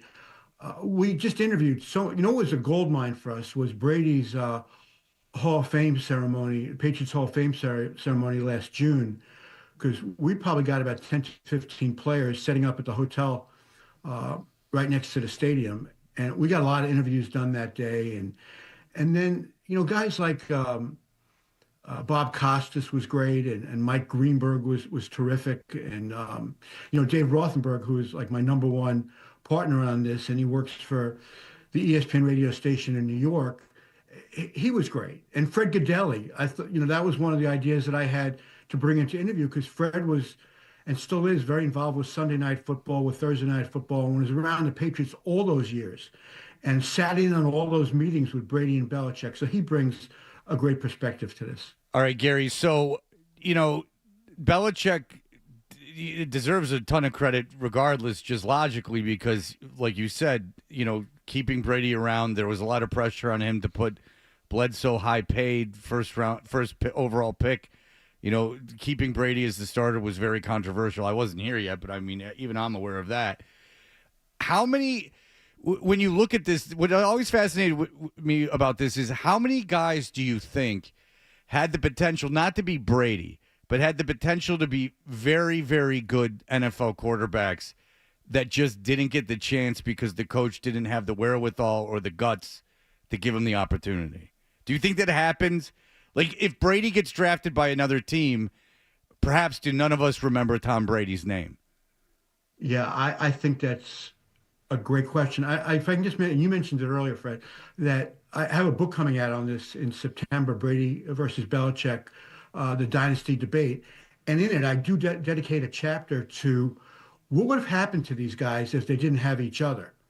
And, I do know that, and you guys probably know, Belichick was not a fan of Bledsoe, that he actually considered starting Brady at the beginning of the 01 season, but because of the Bernie Kosar experience and because Kraft had just given Bledsoe a $100 million contract, Belichick, who was never afraid to make a personnel decision, really backed off on starting Brady in the first game of 01. I don't know how many people know that, but Belichick really wanted to start him.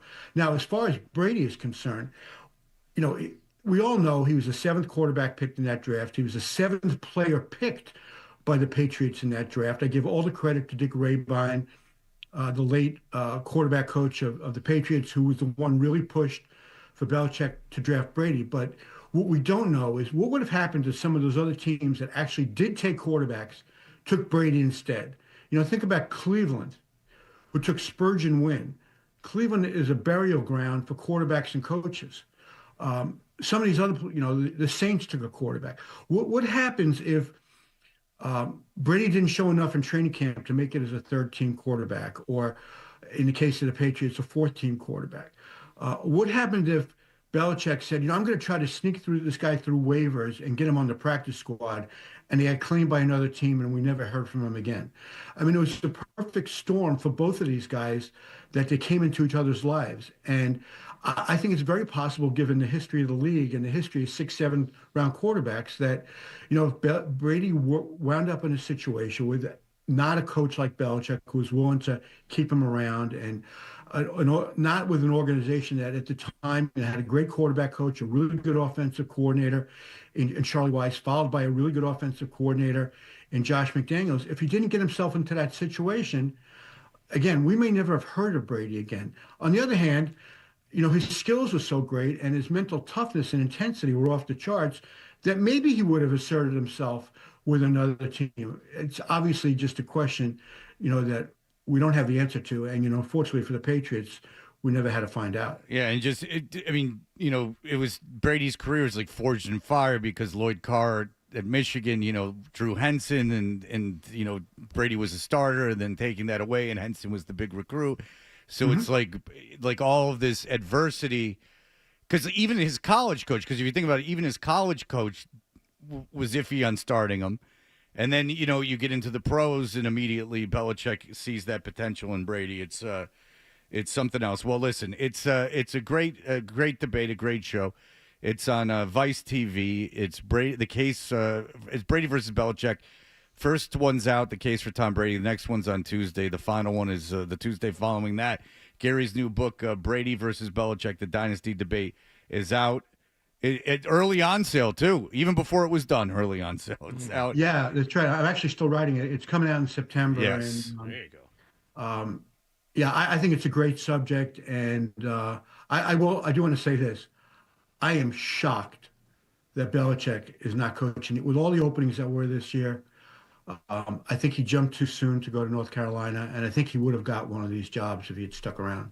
It's interesting. I mean, it's certainly interesting at his age, and if you're rebuilding a team, what the whole thought would be going into that. But especially compared with some of the names, once the first 1 or 2 are hired, and you see what's going to be left and what teams are going to be end up with, you think, oh yeah, Belichick. It may not be your first choice, but he'd certainly be a choice above some of the people who are going to end up getting jobs. Just think about what's going on in Jacksonville. Yes. I mean, they got a good quarterback there. You don't think they'd rather have Bill Belichick than Liam Cohen or Robert Saleh, whoever they might hire? And as far as, I don't want to take up too much of your time here, but this thought that I've had is that, okay, Belichick, he's 72, 73 years old. If it was only, I don't think he would have gone into a job saying, I'm only going to stay 3 years. But if he only stayed 3 years, and he won a championship or got to a Super Bowl, wouldn't that be a pretty good 3-year investment? Of all these coaches that are being hired, I think he's the one guy that a team could have brought in and said, we got a pretty good chance of turning this around quickly. Like the Jets could have hired Aaron Glenn, and I think he's a terrific coach, and he's got a history with the Jets, did a great job in Detroit. But he's another Jets defensive coaches who are going to be in their first time as a head coach, Rex and Todd Bowles and Robert Saleh, they were all first-time coaches, all defensive coaches. I think Aaron's got a good chance to be a really good head coach, but wouldn't any team rather have Belichick, even for 3 years, than any of these guys who's, kind of a risky proposition? I just wonder if Belichick has evolved. He's not Belichick that he used to be, that he's evolved into such a dick, to be honest with you, that it's like that people, well, no, that's what we hear. Is that he's really very, very different? There's no Belichick, as much as Brady is not the same as he was in 2001, Belichick, I think, has evolved into something else. Maybe he's not the same guy he was in 2003. But we'll see. Well, I always thought that Belichick was very difficult. So, however you want to describe him now, I'm not sure much has changed. Yeah, I know. Now that he's not around, the guys that dealt with him are coming out, and he just wasn't a good person in a lot of ways. All right, well, Gary Myers, it's a great book and a great show and a great idea. I love Mad Dog. I love everyone that you got involved with it. Thank you so much for joining us. Thanks for having me on, guys. Have a great day. And stay warm. It's freezing down here. Yeah, it's no good up here either. John's very afraid he's going to break down. All right. Thank you, Gary. Thank you. Take care, guys. I am afraid I'm going to break down too, John. I'm in your camp with that. All right. So we'll be right back. We have a fun game to play. It's going to bleed into Forsberg, but why not? Let's let him play as well. All right. We'll be right back. Sports Hub headline.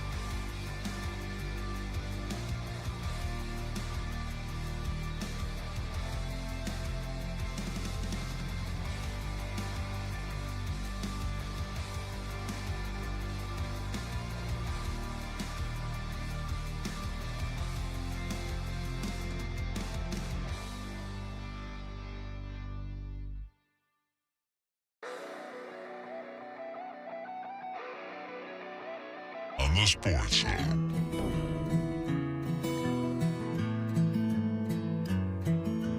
I lit out from Reno, I was trailed by 20 hounds. I didn't get to sleep that night till the morning came around. I set out running, but I take my time. A friend of the devil is a friend of mine.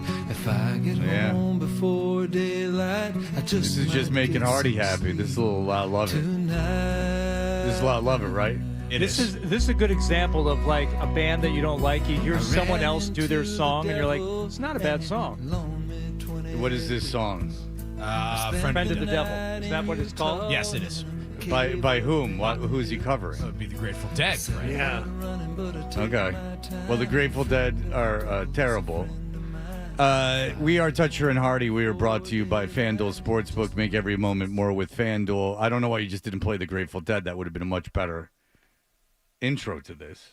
Oh, we have an intro. That's played. why. You played something that Hardy would like. Yes. I don't understand it. Well, this all stems from Felger and Maz, who were doing the morning show on Monday, and they asked one of us to call in at 9 a.m. that morning, and there was supposed to be a game. And Ryan Beaton, who was producing the show that day, put everything together for a game to play with whoever called in, whether it was going to be me or Fred. It ended up being me. I was all ready to play this game, and instead we talked about football for 15 minutes. There was no game. And I asked Ryan the next day, I'm like, what happened to the game? And Ryan, Felger just didn't want to do it. He punted on it. He chickened out. And so what I will give Felger credit for is that he knows what he doesn't know. So Felger, and I forget this, but it's very Matt McCarthy talked to me about this. He's like, it's very difficult to like try to be funny. And sometimes like you forget about it, but like if you try to be funny and it doesn't work, it's bad. It's like really bad. Like when something doesn't hit and you've like prepared for it, like you got to take a pretty big bullet. Like you got to eat it real hard. And so like if you're just doing sports, and Felger obviously great at it, but Felger knows like that's his zone where he's comfortable. He's told me this before, and you know Felger and I have done industry stuff where we were talking at the same time. They've chosen us to speak in behalf of sports talk people, and Felger's always been very complimentary towards me. To like, he says it sounds dismissive, but I know it's not. When he's like, I can't do voices and all this, all this like funny crap. So like he had this contest, he was going to try it. Yeah. But then he got scared and he pulled out of it, which is I understand. Right. The contest was going to be because he loves the Grateful Dead. And the Grateful Dead are, look, I don't want to get too inside, but when it's a yin and yang when you're doing a show, and when not everything can be super positive and not everything can be super negative. So there are a lot of things that I've expressed my distaste for that I don't viscerally hate. Like I'm playing it up for the radio. The Grateful Dead are truly they've ruined people's lives. They are a terrible band for safe people. They are it's a as the Velvet Underground said, it's a band for people that don't like conflict. Yeah, the music sucks, basically. It's horrible. Yeah. And it all revolves around not having minorities around, not having anyone tough. Like, it's all, like, just safe, just a little bubble of, like, white privilege. Noodling. Yeah, it doesn't matter what they're doing on stage. That's of no consequence to anyone. They'll all tell you that. People don't go to Dead shows. They do it to take acid and huff nitrous. And smell lovely. Plenty of good vibes and decent drugs. Stinky people give you hugs. Walk around in your bare feet. Jeff wears Birkenstocks. No effects. Have a grilled cheese. So the don't want to chill. Don't want to sit. Don't want to hear no hippie. Yeah, that's right. But Felger does love him some Grateful Dead. So they came up with the idea of doing Grateful Dead or motivational speaker. And they were going to give me a quote, and I was gonna have to guess whether it was a Grateful Dead lyric or somebody like Tony Robbins. It's like fine, but Not bad. but when you presented me with this bit, you said this is what they were gonna do. we thought, oh no.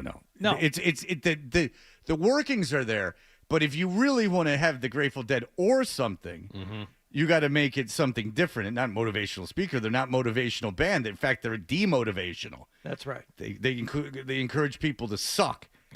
So we came up with a different idea. That train.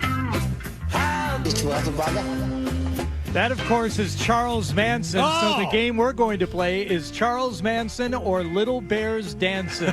Which is the logo. I will present you gentlemen with a quote, and you have to determine whether or not they are Grateful Dead lyrics or something uttered by Charles Manson. Yeah, a group of worthless hippies versus a hippie that actually motivated people to kill. Did you kill Shay? Hell no. Did you cut Himmon's ear off? Hell yes. And a lot of people a lot of successful people are fascinated by Charles Manson and the way he got all those people to follow him. Did he? Very into Charles Manson, if you did not know. Oh, is that right? Yeah, the way he manipulated people and was like a cult leader. That's very much like Jerry Garcia. Did you kill Shay? Hell no. Did you cut Himmon's ear off? Hell yes. Yeah. Charles Manson, even though he never killed anyone, and really probably shouldn't have been in jail for as long as he was a lunatic that was in jail, and Jerry Garcia is a lunatic that ended up putting a lot of people in jail through his hijinks and terrible messaging. Not a fan of rap music. No. Not a fan of rap music. So we're gonna play this one while Forsberg is here? Yeah, we're going to play it when Forsberg comes back. Okay, Charles Manson or Little Bears Dancing. Which is, we're going to do the bit that Felger didn't do, basically. Correct. We're good.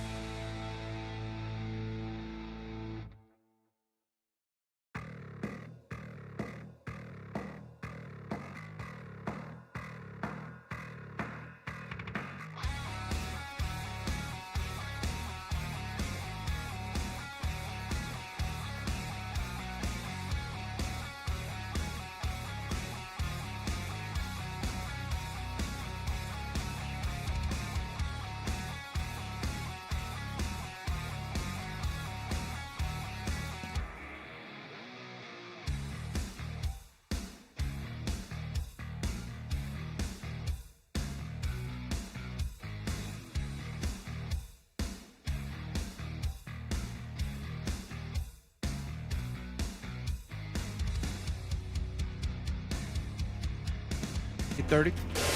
Boston plays here. Coming through the slot. Close shot. Save. Rebound. Scored. 98.5, the Sports Hub.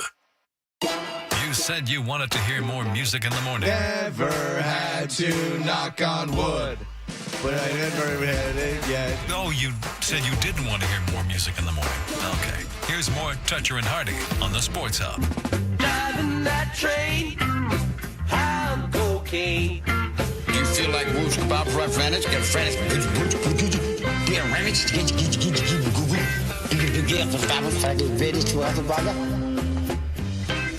Hey, we're Toucher and Hardy, brought to you by FanDuel Sportsbook. Make every moment more with FanDuel. You can watch us on YouTube.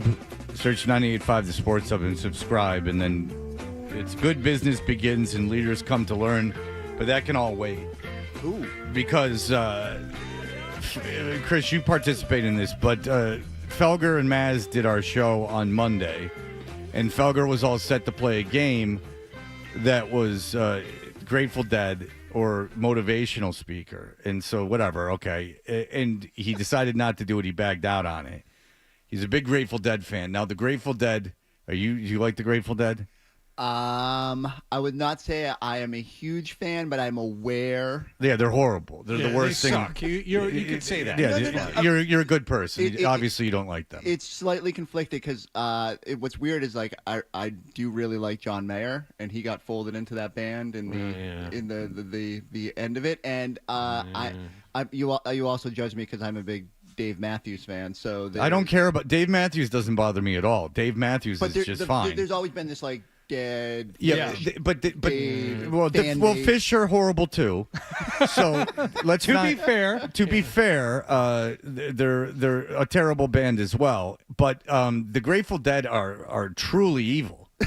Yeah. They are evil. They've ruined so many people's lives. They again, if you haven't heard, the Velvet Underground described them as a band for people that don't like conflict, that are afraid of conflict. It is a non-minority bubble for trust fund people. They cosplay as poor for an afternoon, and they take beat acid and do nitrous, and then they sit around and watch people tune their instruments. It's a whole disaster. You can buy Grateful Dead ties. I mean, the whole notion of the Grateful Dead and this anti-authoritative, anti-the system thing is just it's like almost a parody of itself. I mean, I don't know if there's a product that you can't buy that the Grateful Dead haven't licensed their logo to. Yeah. Like golf stuff, ties. Like golf stuff, ties. Oh, yeah. Garcia was the tie guy. I know Garcia was the tie guy. Like, I mean, there are bands that are considered corporate stooges, like manufactured by the record companies that don't have their. Kiss looks at the Grateful Dead and said, "That's a good idea." Yeah, like Gene Simmons has followed his whole thing with the Grateful Dead. This whole notion of like we're on the outside, like we're this. No, you're not. You're the You're the music that fuels a cocaine trade in finance. Like when Blue Star got picked apart by Gordon Gekko, he had on some bootleg from '72 at the Fillmore. I mean, seriously. When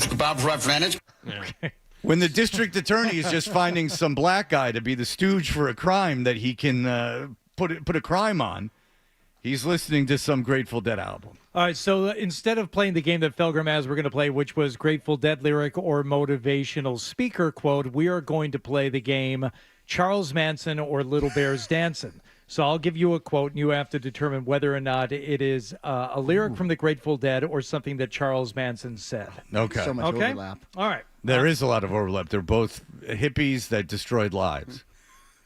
We'll start Cultish, if you would. Cult leaders. I'm on board. We'll start with this. One man gathers what another man spills. Well, I know that because I went to college. That is, of course, the Grateful Dead. I mean, is that the Pigpen era? That might be the Pigpen era.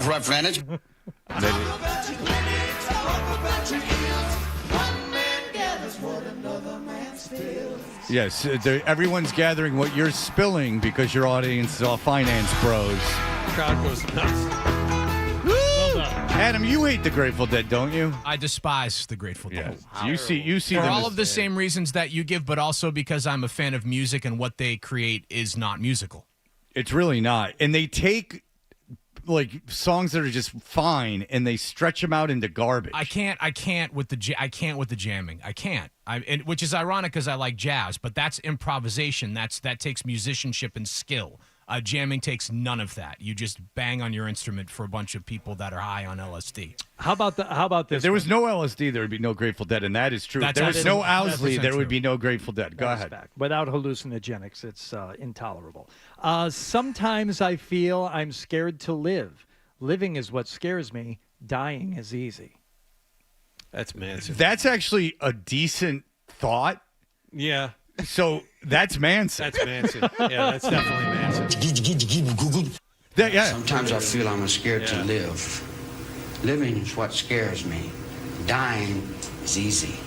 That's somewhat profound. So I would give that to Manson every time. That was lucid moment there. Well, the Danny Trejo book that I read, and Fred listened to the audio version of it, there's this great story where Trejo talks about being in prison, and there was this guy in the prison who would really help out the other prisoners who were, having a non-medical detox from heroin and whatever they were on, and he would hypnotize you into making you feel like you were still on heroin. It's this wild story, and at the end of it, he goes, oh, and by the way, the guy's name is Charles Manson.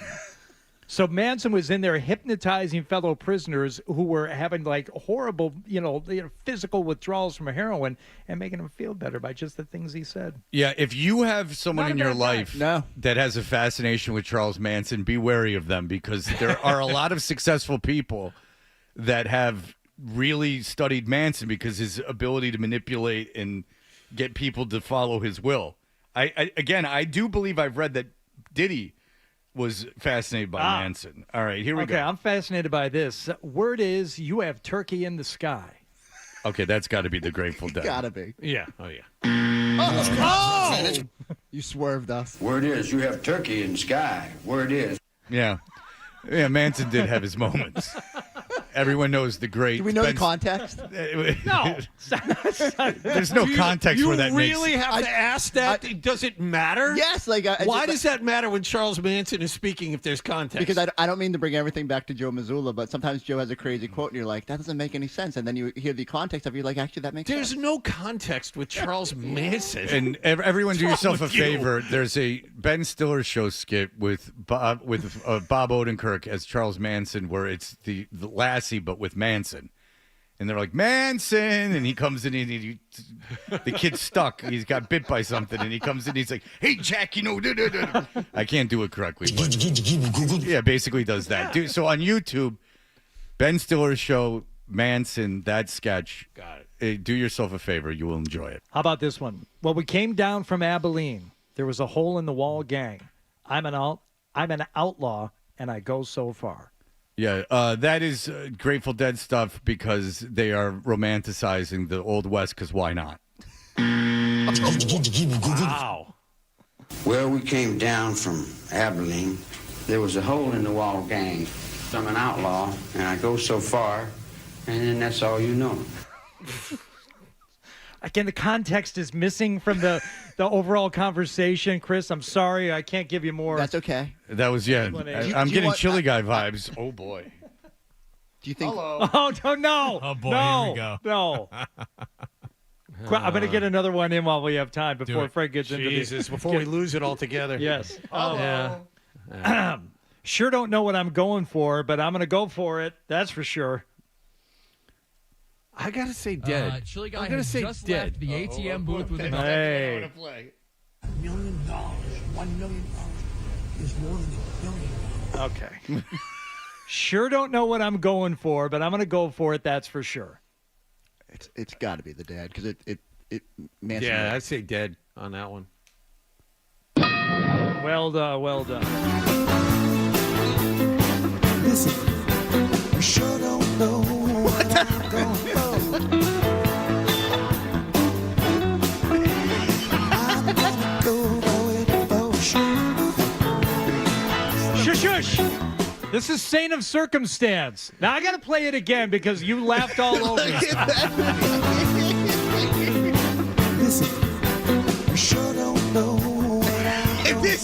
when they played on the Brady Bunch. Like when they were bugging Alice. Oh, get out of here with this. Oh, can you imagine? That's like stuff from like Solid Gold. You remember the Brady Bunch, the episode where they had Alice quit and they brought in Peg? Yes, I do. And she goes, I'm not Alice, I'm Peg. And they were playing music and they're like, don't you like this groovy tune? That was what it was. All right, go ahead. We have bugs and lizards dying in the deserts. Do we have water that is dying? And the whales are being killed. All right, I'm going to guess that's Manson. Very good. Did we have the bugs and lizards dying in the deserts? Did we have the water that's dying and the whales are being killed? Okay, brother. It was K, not Peg, that replaced Alice. Oh, that's right. K. That was Alice. I'm not K. Yeah, I'm not Alice. I'm K. Without love and a dream, it will never come true. Help on the way. Whatever it is, play some more of that crap so I can enjoy how terrible it is.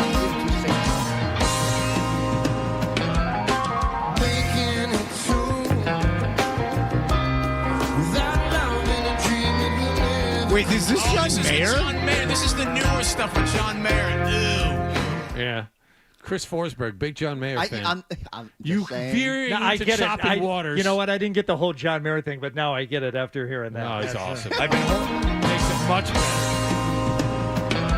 I've been holding back my relationship with John Mayer.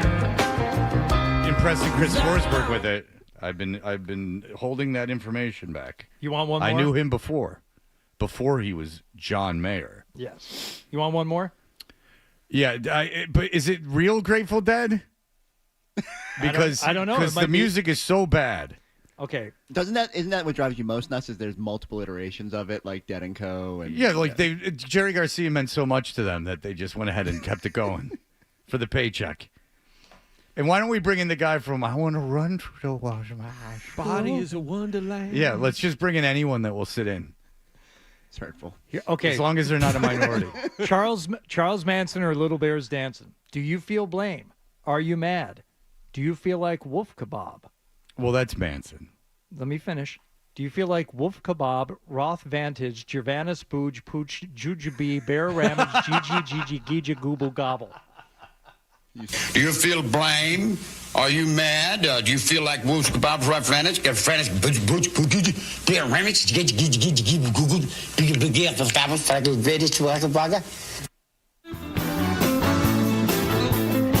Listen, we sure don't know what I'm going for. I'm gonna go for it for sure. Wolves Kebab, Rough Vantage. A stadium full of people listening to that.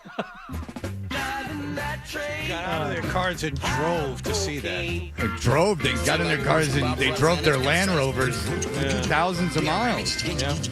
Their parents gave them a gap year. Can you just imagine Danny Ainge showing up at that show? The best thing about Danny Ainge is that when one of the great stories is when, the story with Bill Walton, who you can't make fun of. Wanted to take everyone to a Grateful Dead show, and Danny was the one guy that was like, Ainge no. didn't go. And Danny was like, no. He's like, I'm not going to go to your Yeah. stupid hippie crap. Yeah. I mean, he dug in on what he believes. Well, listen, the Grateful Dead are so bad that the BYU guy seems cool by not going. All right. And look what that did to Robert Parrish. I mean, he just loved weed so much he would go anywhere where it was delivered. around. Yeah. And Larry Bird's brother could have been someone, but he got into the Grateful Dead, and he had that year where he was academically ineligible at Indiana State. All right. Well, listen, Chris Forsberg's here, so we can indeed talk about the Boston Celtics and what's going on with them. We will discuss all matters Celtics with him in just a moment.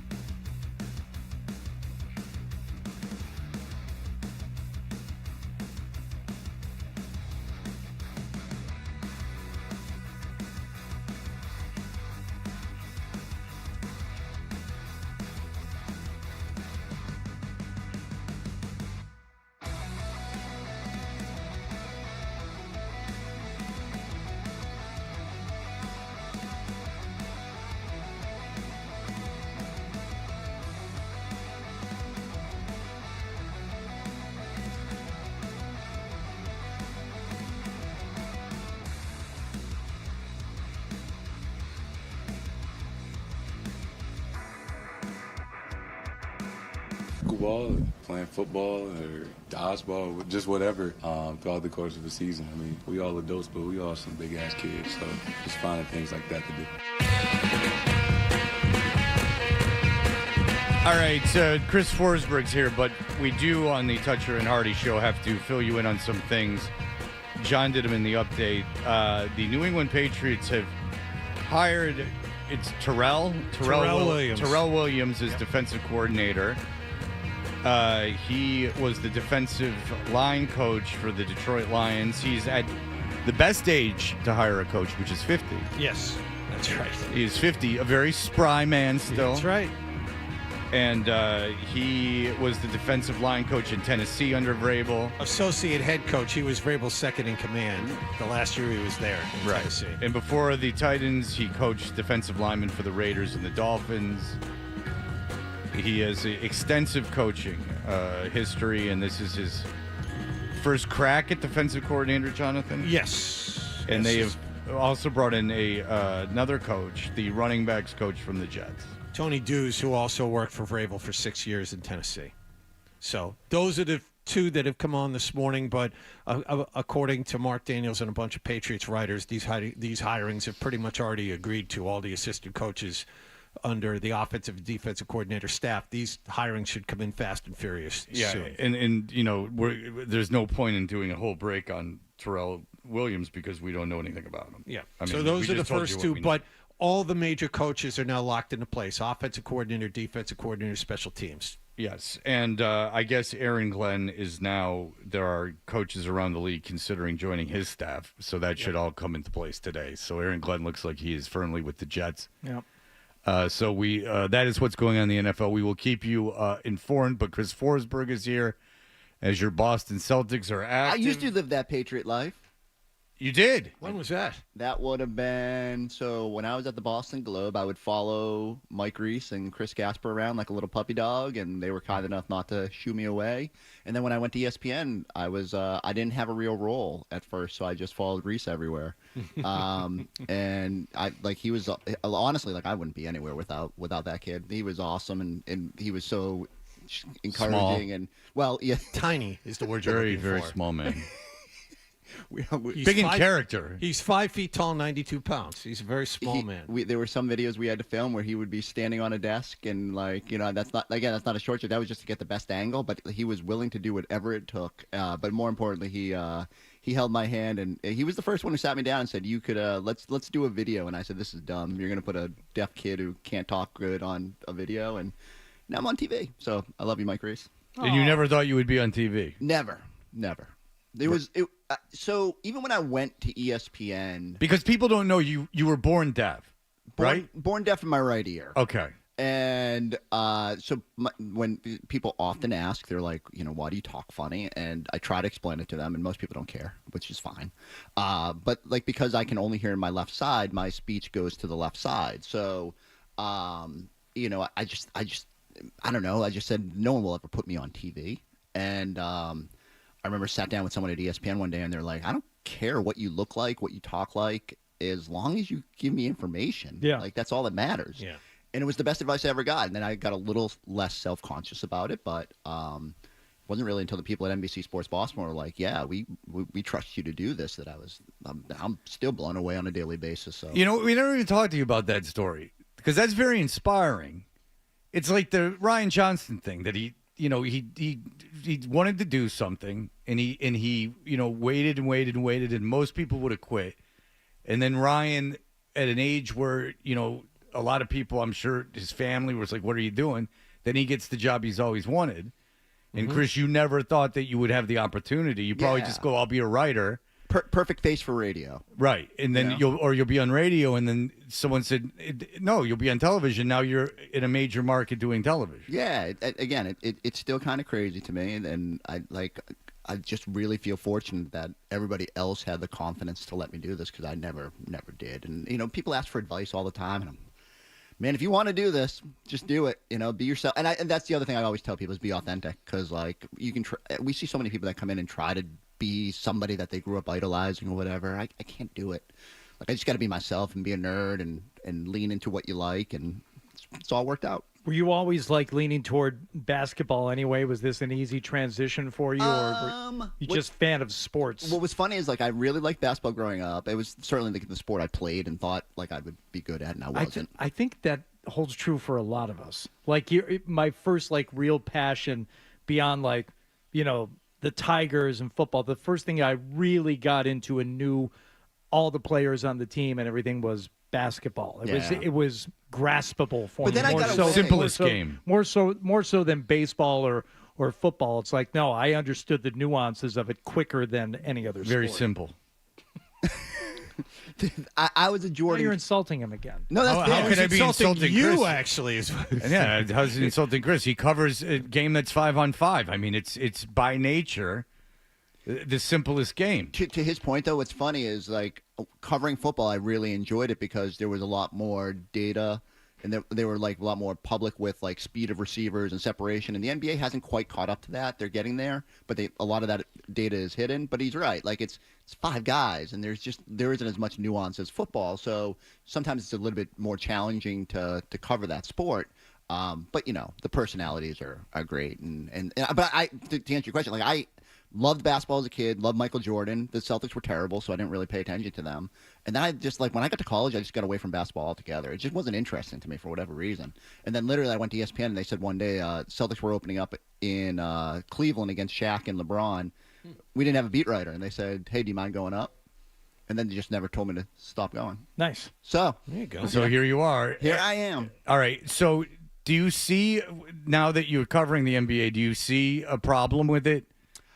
I can see the casual fan being turned off by the proliferation of the three-point shot. Again, I think you have to understand, like, it's become a math thing, and that to some people isn't exciting. I think that conversation has calmed down a little bit already this year, but like undoubtedly they'll make some tweak, maybe widen the court.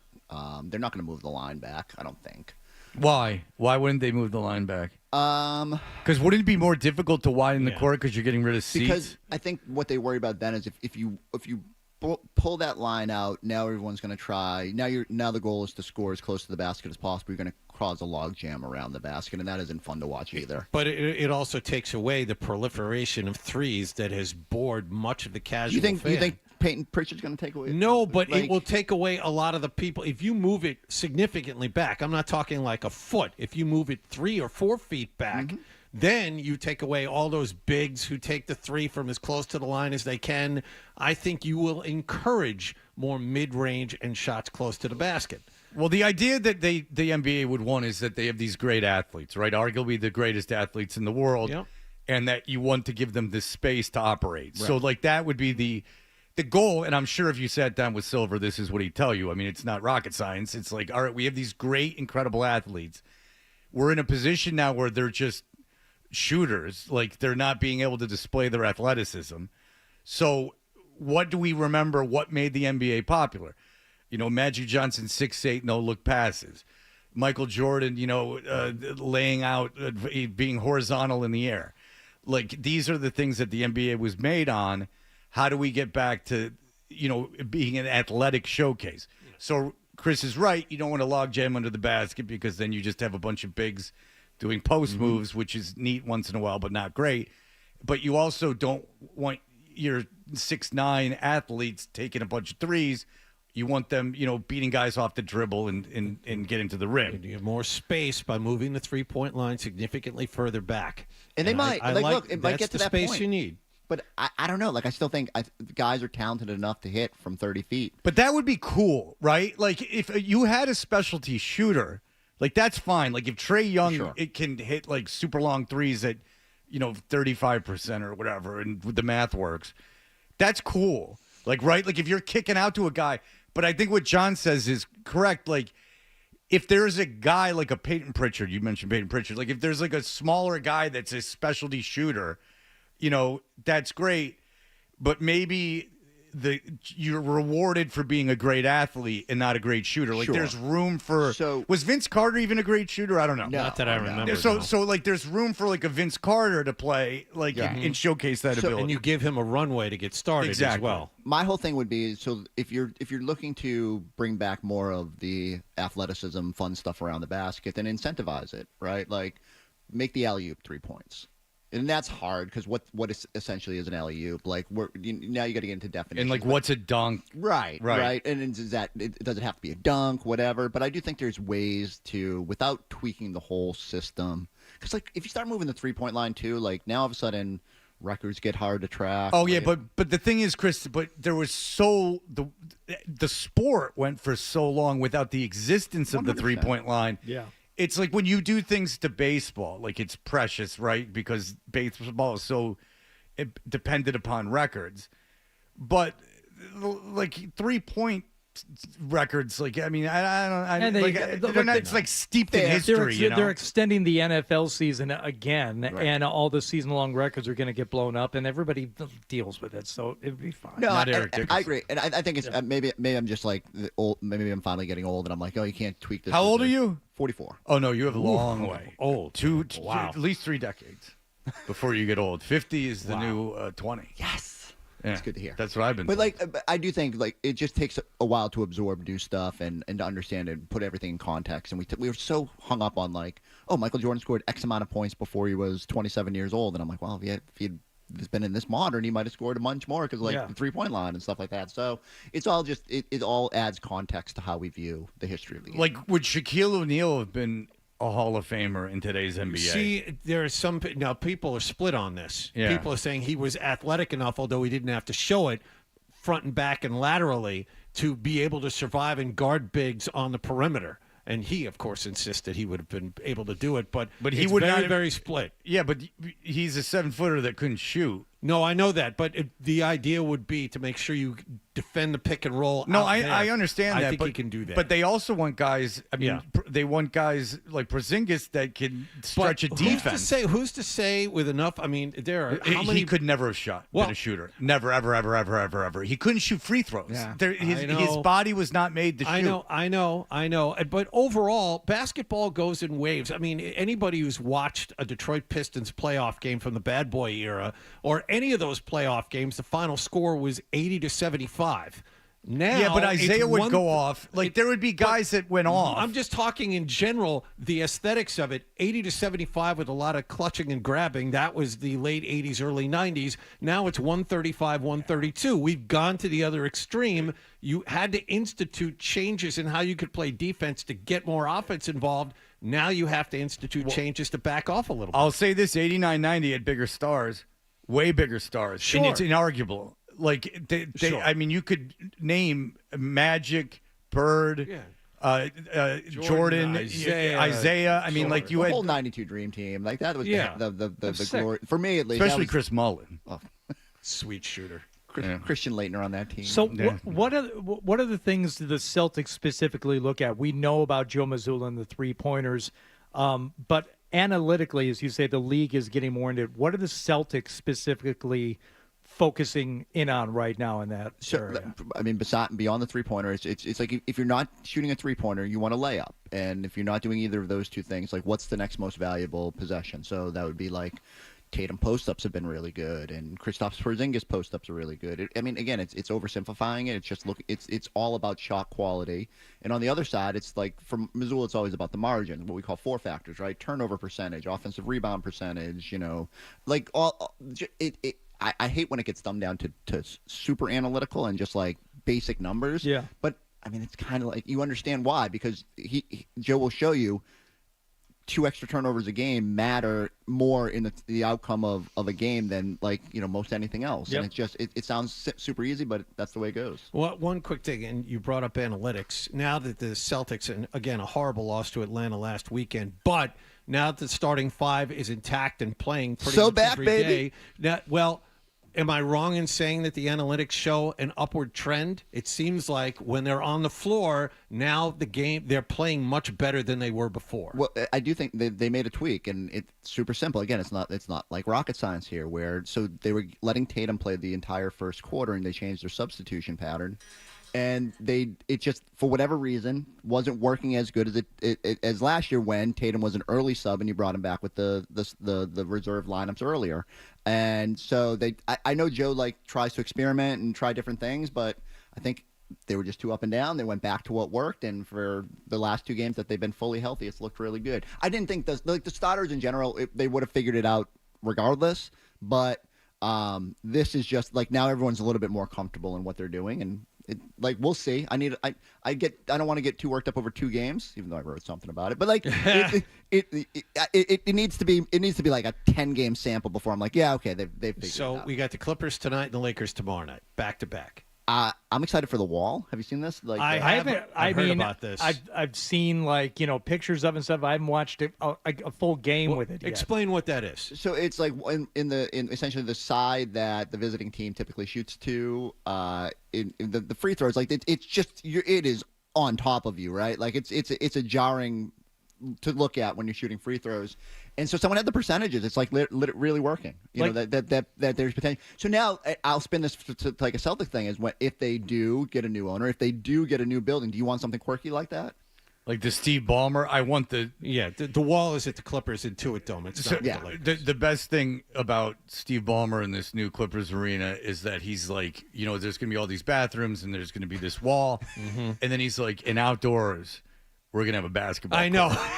It's like, wow, like every neighborhood in the world. Wow, basketball outdoors. Wow, how'd you find that? Were you going to put 2 hoops up? You mean a full court where people can just show up and play? Wow, this is just like every neighborhood. They should put like a driving range out there with low flight balls and maybe a pickleball court.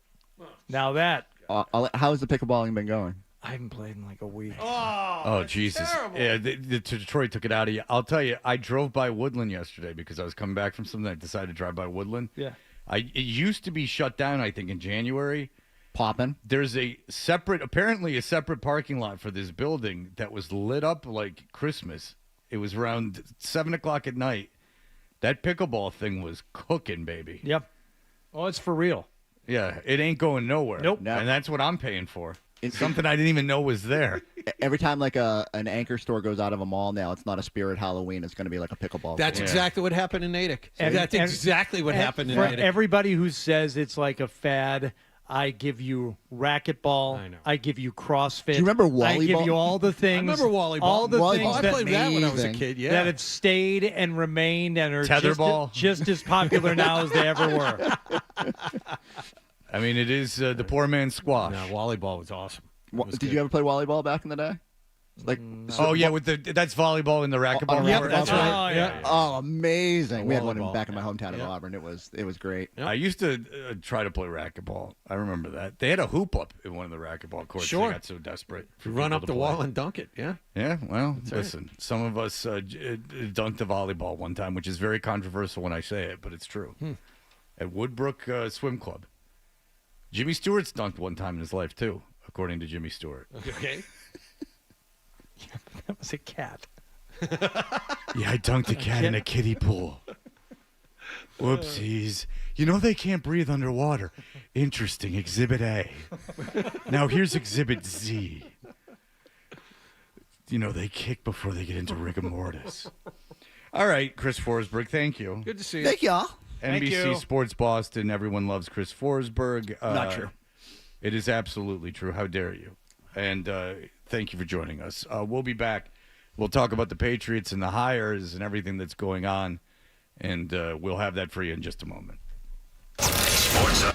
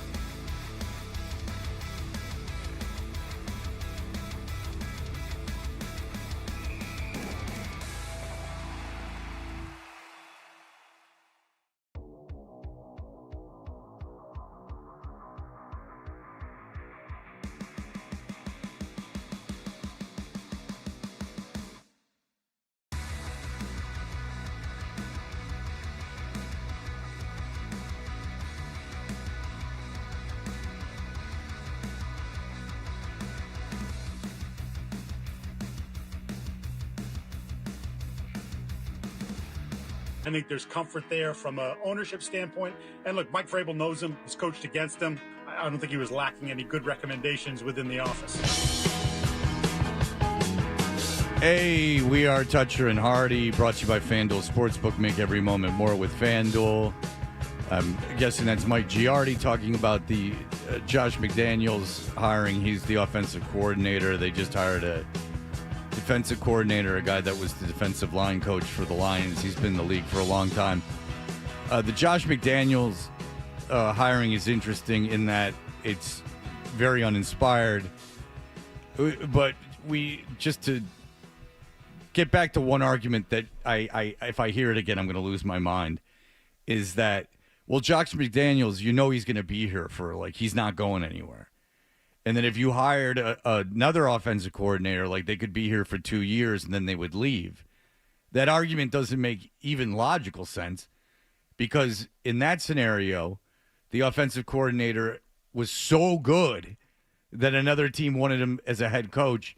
And the only way that happens is if he's developed the quarterback and the offense is cooking, which I'll give you. Dayball in Buffalo, Josh Allen's been all right since Dayball's been gone. You don't want a failure at offensive coordinator over and over again. That's when the problem is. The problem's not having a great offensive coordinator that develops the kid and then leaves.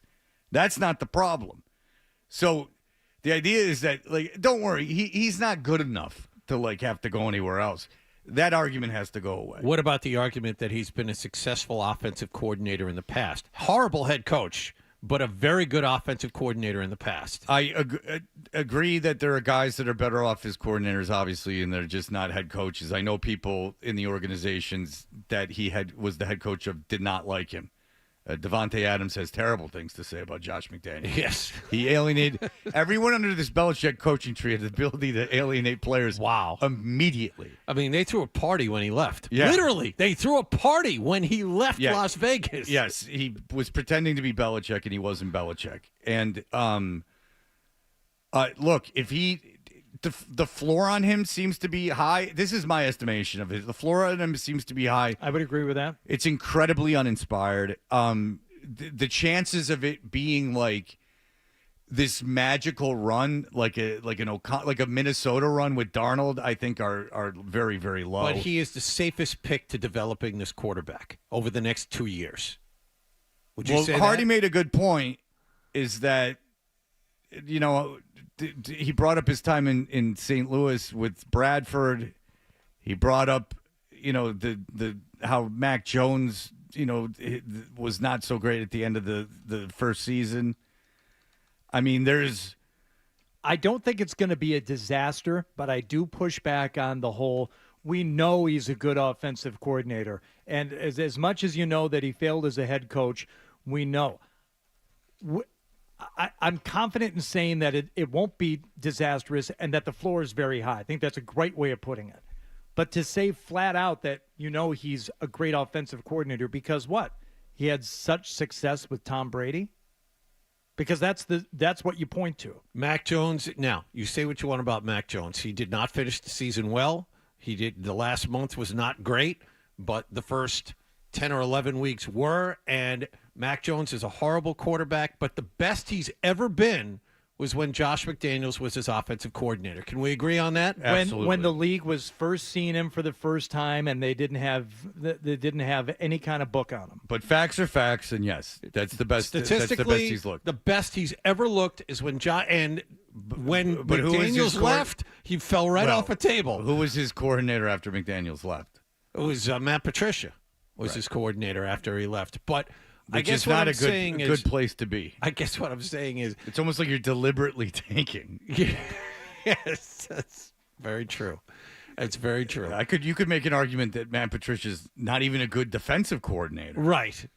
As the Philadelphia Eagles found out. Yes. A couple of years later. Yeah, I mean, Belichick was doing everything. Yes. I mean, there's a chance I could have been the defensive I wanted coordinator. the Patriots to blow everybody out of there. spend 2, 3, 4 weeks interviewing a bunch of people. Maybe you find the next Mike Tomlin. Maybe you find a great coordinator who shows up in Foxborough and blows you out of the water. You're like, thank God we did this, because this is the next great guy. But they didn't do that. So now that you've not settled on, but now that you hired the guy you wanted to all along, Mike Vrabel, I think this hire isn't necessarily a bad thing. So here's what McDaniels has said about developing young quarterbacks in his system before. Is it harder to develop a quarterback in our system, because that's what people are trying to say, than it is in the West Coast system? I think it depends on the way you look at that. If the goal is just to restrict the volume of responsibility that you place on him right away, then it certainly could be. If at the end of the day your goal is to have him understand how to handle all the problems and take care of those things. Okay, you want to hear something that I know that I can give you that's news? That's actual news? Listen. I want you to listen because you're not paying attention. I'm listening now. Josh Daniels has spent the last couple of years with college programs learning how they operate and trying to tweak his system for today's quarterbacks. That's a fact, and it's true. He has been around Ohio State. He's been around programs, hanging around, trying to learn to better adapt his system to the way quarterbacks are coming out now. I read that. So too. I will give that. You read that? Yes, I did. I read. Who wrote that? I forgot who wrote. You that. didn't read it. I did. It was read not. It was not written down. It was told to me by that's a writer. That's true. I did. I read that last night. I forget. I have to go look it up now. But I did read that. No, I thought I had news because I was told it. And you've been sitting on it for almost 3 hours? It just occurred to me. Oh. I didn't really want to spend 4 hours debating Josh McDaniels' merits as an offensive coordinator. How about Tony Deuce as the running backs coach? Can we debate that? Since the yeah, Jets running backs were fantastic. No, they were not. They had the worst running game. If you want to talk about something, the Jets had, I believe, one of the worst rushing offenses in the NFL last year, despite having Breece Hall and 2 rookies that looked to be decent running backs. In fact, I think Breece Hall is going to get sent out of town. I don't think Breece Hall is going to be a Jet next year. So that if you want an argument for a guy not being good, the running backs coach of the Jets is a guy that you don't want. If you're going by the team's performance the prior year. Hang on, I'm looking up to see exactly where the Jets finished because I think, of course, I think you're second to last. Yeah, they were second to last. Second to last. Yeah, 91 yards a game. Now a lot of that is being blamed on Aaron Rodgers audibilizing to throw to. This is not a joke. Audibilizing to throw to Davante Adams on tons of plays just to feed Davante Adams. That is something that has come out that Aaron Rodgers would stand at the line and at some point, to the detriment of the clock, he was unaware that there was a play clock that you had to follow. Well, he was aware, he just forgot. Right. And he would sit there and he would just audible, and it was pissing off Garrett Wilson, it was pissing off Breece Hall. He was just going and he was just feeding Adams and feeding Adams and feeding Adams. Yeah, but he'll be a quarterback in the NFL next year. Okay. That's what you want. Is you want that idiot coming around and making you get all his friends on the team so you can suck and have the 7th pick in the draft. It all comes back to my team. You see? That's why they hired this guy, so I could just show my expertise. I thought I really had something with McDaniels with these college programs, but then you said you read it. And you started by calling him Josh Daniels, too, so I just kind of dismissed everything you said after that. Oh, you called him Josh Daniels? Yeah. It's McDaniels, not McDonald's. I'm like this dope. Those rhymes are Daryl's. Those burgers are Ronald's. You understand? No. Run DMC, right? Yeah, you got that right. There you go. I believe. Is that I'm proud to be black? When I was at Detroit Country Day in middle school, there was a talent show, and a couple fellas went up there and they did a Proud to be Black. The guy did a beatbox and everything else. Did they do a lip sync or did they actually do it? They did it. Oh, good. They were white. No, they were Okay. African American. Okay. They could do it. Brock Harvey was one of them. I'll never forget it. It was cool. I remember thinking it was cool. That's how old I am. Raising Hell was an album, and I remember things from that era. All right, we'll be back. Billy Jaffe is here, and he will delight us with everything that's going on with the Bruins in just a moment. You're listening to Toucher and Hardy on the Sports Hub. There's nothing like the NFL playoffs. It's one big game after another, and you know what? Big games deserve bigger payouts. That's why FanDuel is giving all customers a same-game parlay profit.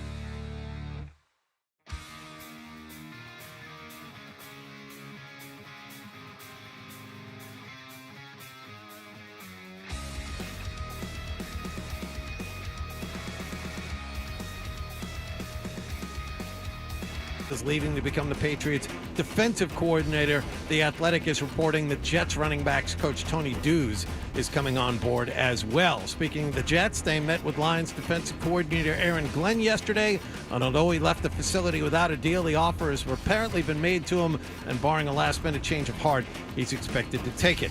The Bruins visit New Jersey tonight at the Prudential Center. Ryan Johnston and Bob Beers have the pregame at 6:30 and the face-off at 7 here on 98.5 The Sports Hub. After that one is done, we'll take you out to the West Coast. Celtics will continue their 4-game road trip at Intuit Dome to play the LA Clippers. Brandy and Max have the pregame at 10 and the tip-off at 10:30 here on 98.5 The Sports Hub. And Ichiro Suzuki, CC Sabathia, and reliever Billy Wagner were all elected to the Baseball Hall of Fame last night. The Red Sox Dustin Pedroia got just under 12% of the vote on his first try. Sports Hub headlines are brought to you by the Albrecht Auto Group, Zoe's Auto Dealer, yet respected Albrecht. Now 8 locations, including the all-new Subaru of Wakefield. Thousands of new and pre-owned vehicles, all at the right price at albrechtauto.com. I'm John Wallach at Boston Hill for Sports, 98.5 The Sports Hub. Your next update at 9:30. When Patriots news breaks, Patriots are expected to hire Josh McDaniels. We've got the details. The interview today solidified his standing. Now he'll join Mike Vrabel's staff. And the analysis. I hope that they cater this towards Drake May. For breaking sports news, we've got you covered. 98.5 The Sports Hub. Toucher and Hardy. Such an fantastic explosion. 98.5 The Sports Hub. It's very important. I don't think you can't rely on one or two players or one line to produce most of your offense. So we need secondary scoring. We need other guys to chip in when they can, and that's important. I mean, that's part of being a team, right? I mean, Pass is always going to get his looks. Sometimes he's going to get shut down at times. Teams are going to tight check him, but he's always going to find his looks. He's in studio this morning. Hi, Billy. Oh, good morning. And you went to Michigan.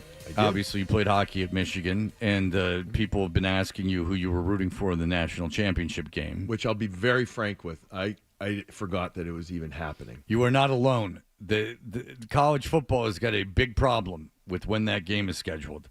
I didn't realize it was on a Monday. And my buddies reminded me they were going to go watch the game, and I had to do that old, what game? Oh, that's right. There's a football game. And I completely because you have the divisional round weekend, and then everyone is swept up in that and the results of that, and then you throw in a college football game on Monday night, and it gets no talk. I didn't watch it. I maybe like 3 plays. I bet on it, and I watched. Did you win? Yeah, I had Ohio State. I guess it was like a close call, but I didn't see the end of it. I didn't really care. But you went to Michigan, but you didn't even care because you don't even care about Ohio State, which is what we were talking about the other day. Listen, I guess my buddy actually, I went out to dinner with 2 old teammates of mine, one that lives here and one that was out of town that night, coincidentally, and we were talking about it. And I think one or maybe both, one of them for sure, Hopi was rooting for, my buddy Todd was rooting for, I think he said Notre Dame. I'm like, I think Ohio State. I think, like, to me, I don't know, Notre Dame. Well, we were talking about this is that, like, when Woody Hayes and Schembechler were coaches, and both of them complete lunatics. So good on both programs for having, like, legitimate lunatics. And people like love Bobby them. Knight style crazy. Oh, yeah. Yeah, it was awesome, though. That was great. Oh, yeah, it would have been really good to have you be hit in the face by him and everything else, but people worship Schembechler. Yeah. And what's funny is looking back at his record, it wasn't even good. He never challenged for national titles. Like, it was like a little cute thing that they had going on. Well, they created Michigan Man. Yeah, I'm a Michigan man, and then you look at Schembechler's life, and you're like, Anyway, maybe I don't want to do that so much. And Woody Hayes hit a kid. Literally hit a kid on the sideline. I clotheslined him. Yeah. Clotheslined him. He was just teaching him how to clothesline. Which is funny to me because, like, you're antagonizing 21-year-old giants, and you're this old little guy. But that's the power of college coaches. Yeah. I'm telling you, that is one thing. Coaching, there is that power factor. And you fear. You might be 6'7", 240. You respect I can't speak to that, but you fear those guys. Do you still feel like a level of intimidation thinking about your college hockey coach? Red Berenson? I think now that I'm older, not intimidation, but, you always think of him as Red. Was it Stockholm Syndrome, though? Like, once you got out of the program, was he all nice to you and treated you differently? We definitely got along. He didn't treat me bad there. he had a lot better players to work with than me, so that was easy for him. But no, he actually treated me all right. I mean, afterwards, unbelievably well, because when I fell into broadcasting, he needed you. Well, no, but he was great. He was happy, and we had a few real nice moments. I mean, like after a couple of years, I remember one in particular. During the Winter Classic, the outdoor game at football stadium there, unbelievable day. The first one, and he was it was the first Michigan one was in State. Buffalo. Oh, no, the okay. first one at the U of M stadium, not the Michigan State one. Okay, that was college hockey. This was when the Red Wings played Toronto. Okay. Anyway, it was awesome. But there's a level of, I mean, you're 8. Like when I went to college, 18 years old. That was the norm. Now it's 20 or 21 for hockey, but 18. And you're looking at this guy who played in the pros forever. And whether they're a pro guy or not, you looked at your college coaches. Holy smokes!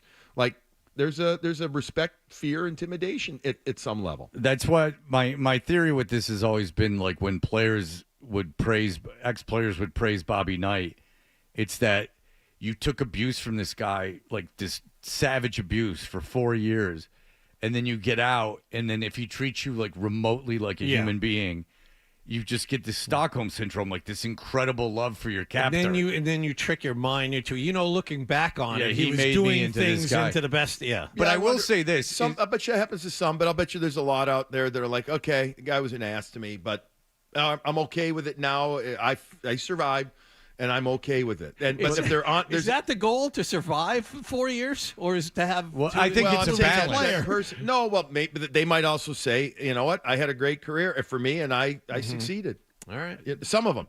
I don't know. And there's some guys that probably they can't stand them. There's a big problem in this country with mentorship, if you want to get serious about it, is that the idea of like an adult mentoring someone who's not their own child.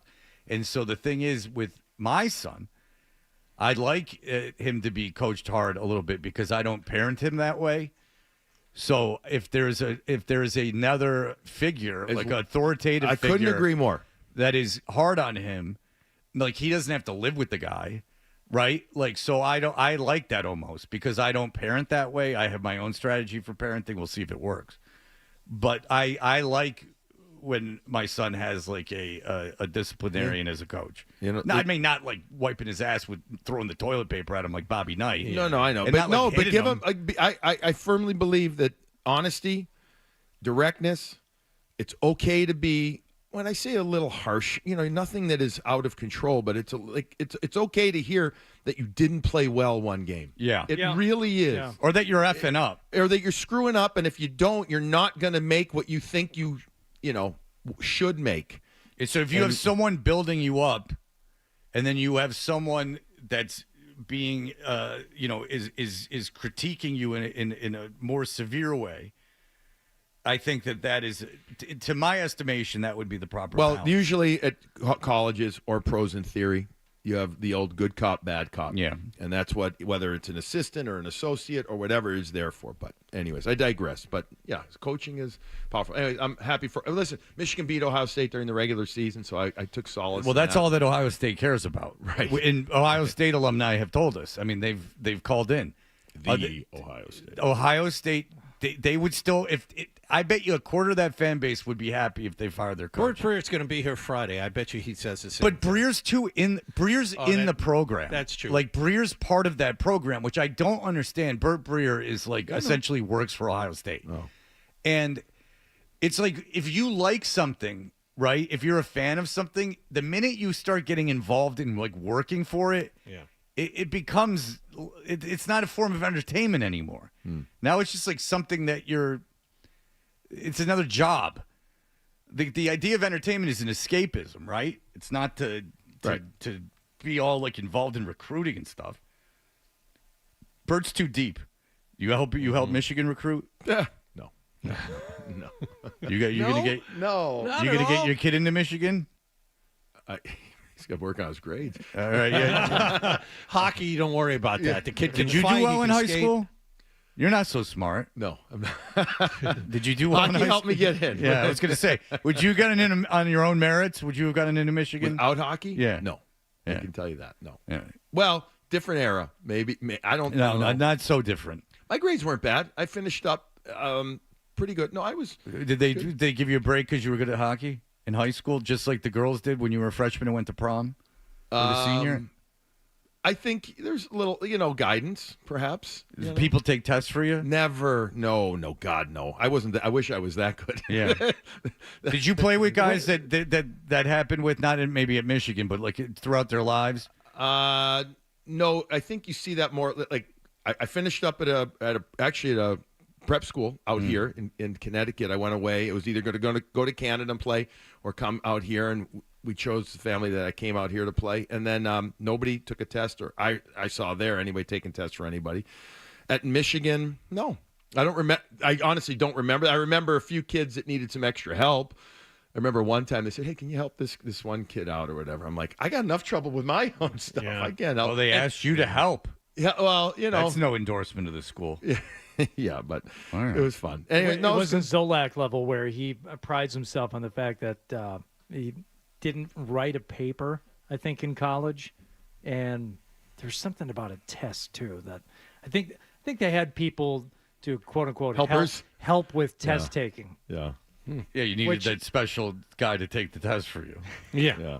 Right. So, I wish I had somebody help me on a few things. Holy smokes. I remember one time I turned in a term paper. I stayed up all night doing it because we came back from a road trip, and I hadn't started it, and it was due the next day. It was a poli-sci term paper, and by the time I literally didn't go to sleep all night. I think we got back from Lake Superior State at 4:00 in the afternoon. What a fun trip. It actually was a fun Lake trip. Superior State. I know. Is that in the Upper Peninsula? It is. Sault Ste. Marie. Oh, my God. Even I know that's crap. Come on. I've never been in the Upper Peninsula in my entire life. I don't know many people that have. But they have their them. own language, and I'm not joking. They speak differently. You swept them? We did. We swept them, which was a rarity at that time. We had a great time. Did they have all the features of a normal human, or were they? Did they have anything extra? What do you mean? Oh, like extra body parts? Yeah. I mean, the inbreeding in the Upper Peninsula has got to be rampant. I don't remember. I'm not kidding. I don't remember a lot from that night. But anyways, we got home, and I wish I had somebody help me with the paper because I did it. I turned it in. It was one of those where my eyes were rolling in the back of the head, and I think I repeated the same page 2 or 3 times on the printout. Yeah, and they let you go. They didn't. Oh, I got a bad grade on that. Well, listen, the guy actually said, I think if you spent a little time on this, it would have helped you. Well, did you tell him that you were up in the Upper Peninsula? And I was busy. There was a brain busy I earning don't the think school the money. professor. I think it was inside politics of China or something like that. I don't nice. remember. And Well, that's I don't time think well he cared. spent. Good for you for taking that class. Yeah, it's time well spent. I wonder why. This the hell goes did I back to how take it? smart you really were. Yeah. What's that about? All right, so the Bruins, here we are. 3-0-1 in their last 4. We talked to Fluto Shinzawa, and he said it's a fool's errand if they make a deal to improve the team this year. My guess is that they will not do anything drastic. I don't see them giving up a first-round pick. They can't. What about an expiring contract and getting some picks? Are they willing would they to move do that? somebody? Yeah. Oh, I think. Let's see where they are. I think there's. By the way, I think there's going to be basically 2 trade deadlines this year. I think you're going to have a lot of somewhat movement before the 4 Nations, which is February, basically 11th or 12th. And then I think there's March. Not I think. Then there's March 7th. But I think that's the full trade deadline day. I think you're going to see some movement. There's a lot of rumors about this kid, JT Miller, being traded out of Vancouver. There's been a lot of issues. Wasn't he their best player last year? Last 2 years, arguably. Yeah. But there's been a lot of conflict in their locker room between him and Elias Pettersson. Okay. And so what's going to happen there is the rumors are is that JT's on the trading block, and he would care. Anyways, I think that's going to happen. I think some other stuff will happen. What about with Marchand? And, he doesn't play in the overtime. There's all this stuff. Is there any way that they could move Marchand? I think depending on where the team is, lame answer, Bud, but I think depending on where the team But they is, would trade him. I think you got to consider everything. Right. I do. I mean, I love the guy, but I think there's you bring up expiring contracts. I think, and by the way, if the team is really middling and not getting to where they want, and if they decide that the one path is to retool and get some players, everybody with expiring, and even some guys maybe with a little term. Fred, I don't know how you don't look at it and say, all right, if we're going to retool, we've got to be honest and fair. And what could get us the best return? They haven't done that since I've been here. So like it would be the first time the organization since 2006, since I've been here, was subtracting. Go ahead. And you brought up the fact that the Bruins are 3-0-1 in their last 4 games. Did you come out of that San Jose game saying, yes, we're back? They were down 3-2 after 2 periods. No, I know what you didn't mean. Play well. I was being a little facetious. Like, enough. They're 3-0-1 in their last 4, and it's a winning business. But I was kind of saying that to be a bit of a smart aleck, meaning because the Florida game wasn't great. A horrible team, and they should have beaten you. San Jose was up 5-1 last night. 5-1, and they lost 7-5. I saw that. I know. But listen, San Jose, even though the Bruins had a lot of purpose in that game, they should have, right? Win, points. San Jose had so much more purpose, and they were so excited to play, given all of the people from Boston and New England there. They were so revved up for it. They had this game circled. Like they were. It was huge. Anyways, no, of course, Johnny, I didn't come out of that game saying, okay, they're back. But I came out of it saying, well, out of an 82-game season, they found a way to win, and they did what they had to do. These next 2 games, you're playing a struggling team tonight in Jersey, which is interesting because they weren't struggling for a while. And then you got Ottawa again tomorrow night. You shouldn't look past tonight, but these next 2 games, and again, because of what the Bruins have done inconsistently all year, which is be consistent, they've put themselves in this position where every freaking game matters now. Every single game. So you didn't win enough in November and December to have a couple of these slip by you. To feel like, okay, if we make the playoffs, that's the key. We've talked about it here. Yeah, real quick, and then we got to go. Jim Montgomery, how's he doing in St. Louis? Not bad. I mean, they love him. They love him. There's a ton of positive stuff. His record is pretty much the exact same as what the Bruins have had under Sacco since. What he's taken is he's yes, there's a love affair going there because he's considered a local and all. They're battling for it just like the Bruins are, and they had expectations there in St. Louis just like the Bruins did. So it'll be interesting to see where both teams end up when this is all said and done this season. Now, obviously, they've signed their coach to a 5-year deal. The Bruins have an interim coach, so we'll see where they go with it. It's all interesting. Good to see Matt Poitras up. Good to see him doing well. Yeah, he's got to be up forever now. Well, you would think if his play. I'm curious to see. I'll leave you with this. I don't know if they have a choice. No, well, but they don't right now. But and they've had injuries. Kastelich's out again, and so they called up this kid Max Jones. Hopefully, he got his game going down. I think he did down the American League quickly. What do they do with Matty Poitras? Meaning, do they keep him with Marchand and Coyle? Or not on the road, different field. Last change is a home team, etc. Yeah. So matchups. I think he goes with Marchand and Coyle to begin tonight. I do. I think, but they're going to have morning skate in 2 hours. We'll know more then. Okay. Yeah. All right. Billy Jaffe, the Morning Brew podcast. Also watch him on Nesson tonight, 6:30. We will be back in just a moment with the emails.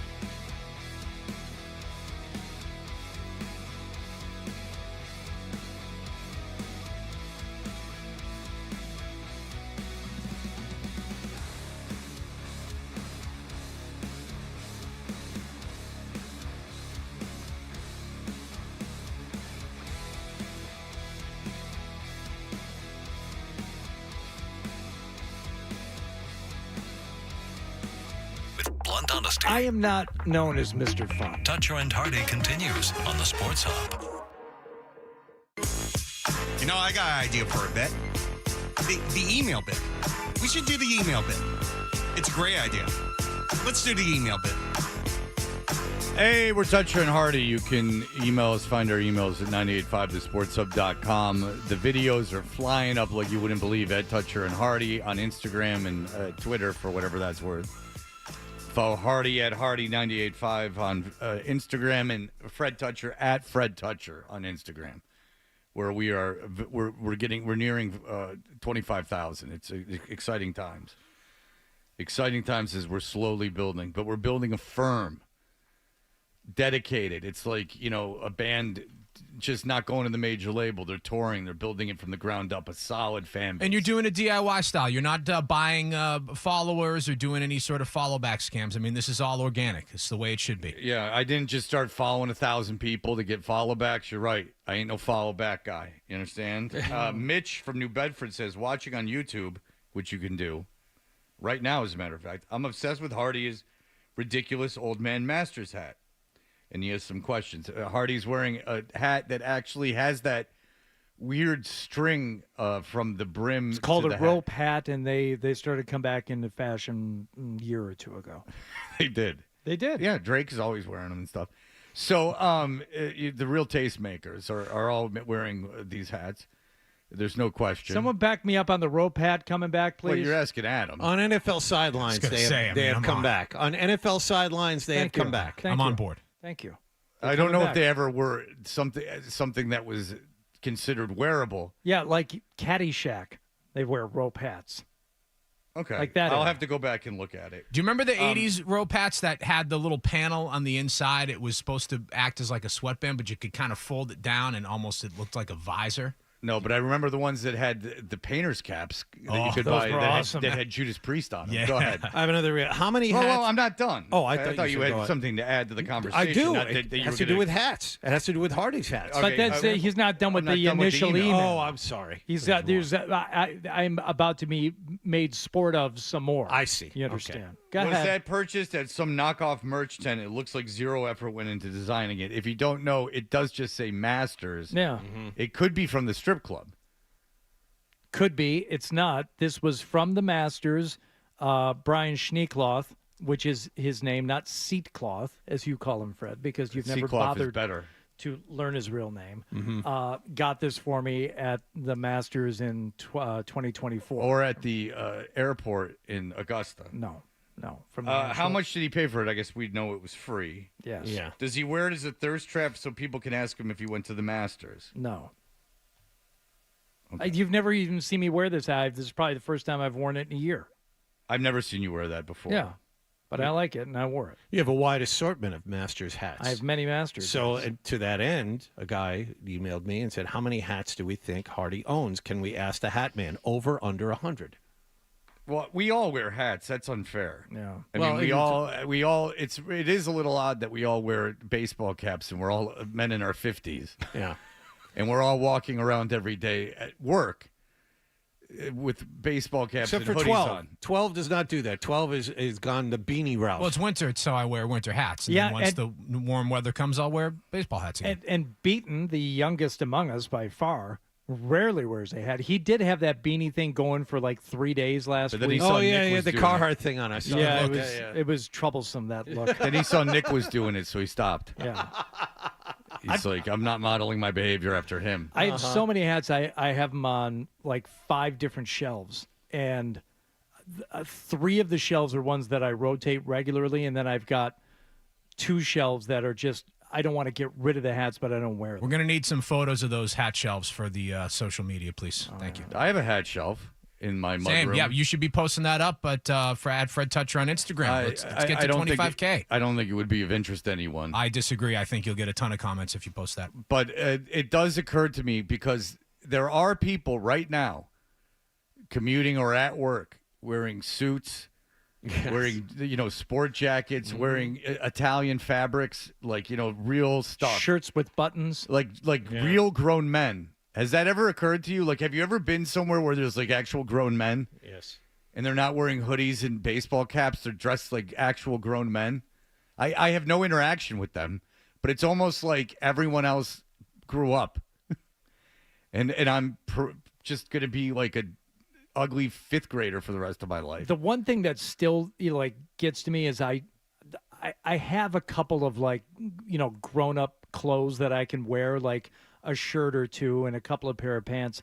The shoes I was most angst ridden about. I'm like, I don't have grown up shoes that I can wear. And I was talking with a neighbor of mine who works in finance, and I was saying the same thing to him, and he's like, No. Everybody wears sneakers now. You don't even have to worry about the shoes anymore. The rest you could and should worry about. And there are dress sneakers. There are leather quote unquote dress sneakers. Yeah, it's like monotone. I've had girls. Black. I've had girls subtly tell me to dress better by giving me dress sneakers. Yes, that has been done. I look ridiculous in grown men clothes. I see pictures of myself, like for Thanksgiving, when I took my kids out for Thanksgiving because we were in Detroit.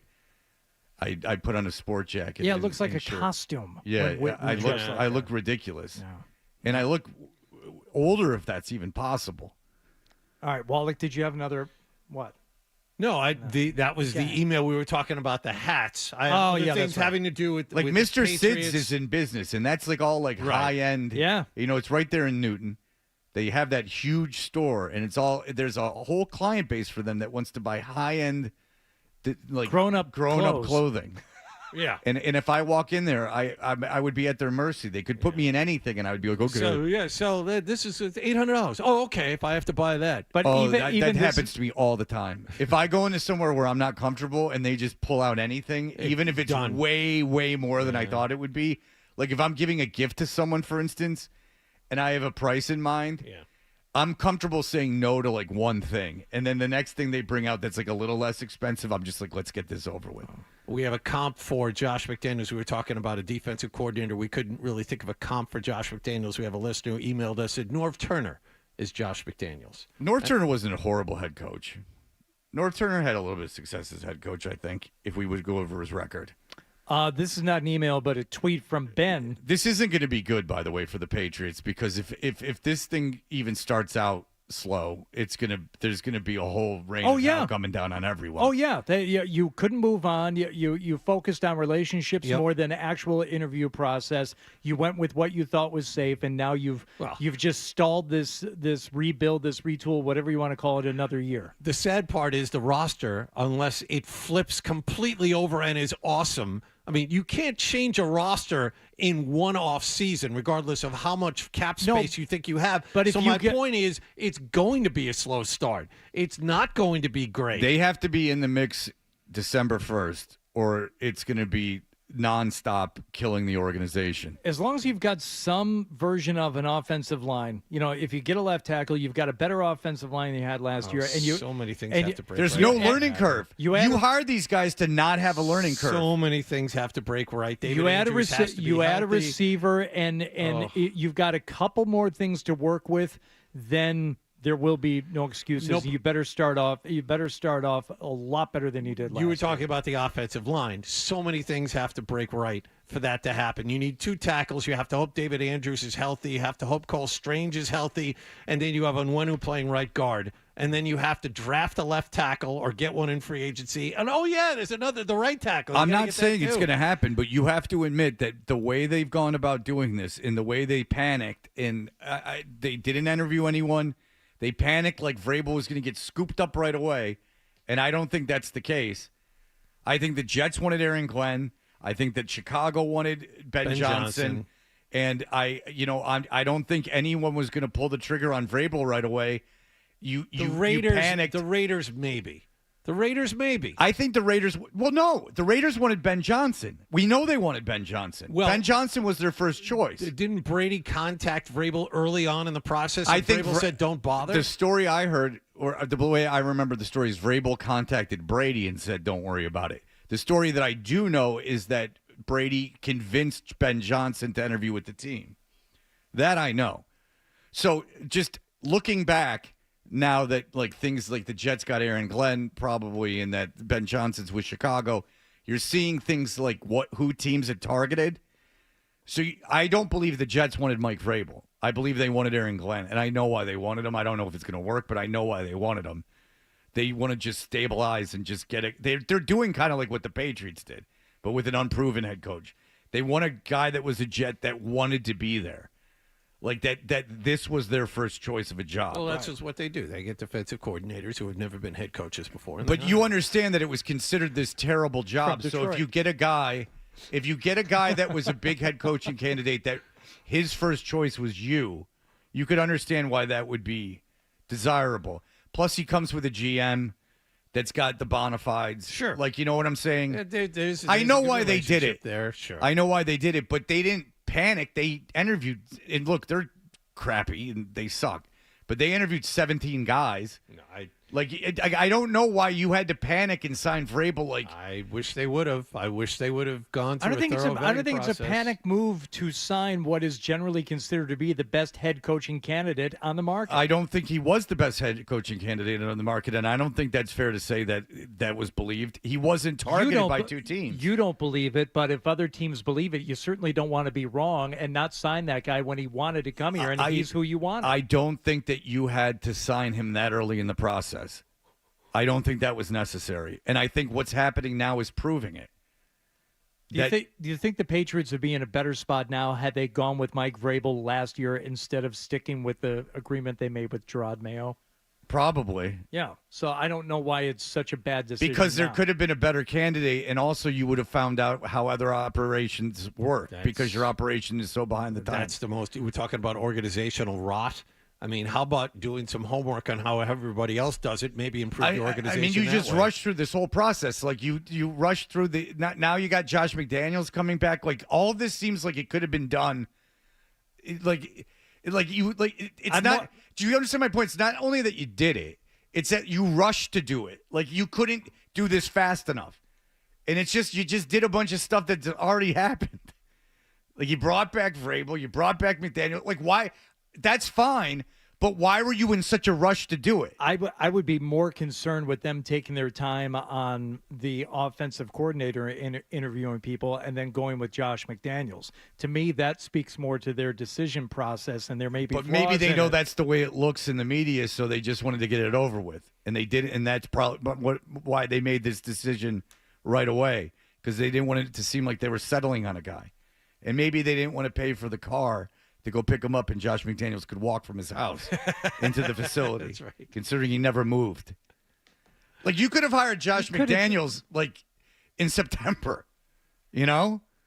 Like, this is all seems very rushed. Like, no one was chomping at the bit to get Josh McDaniel.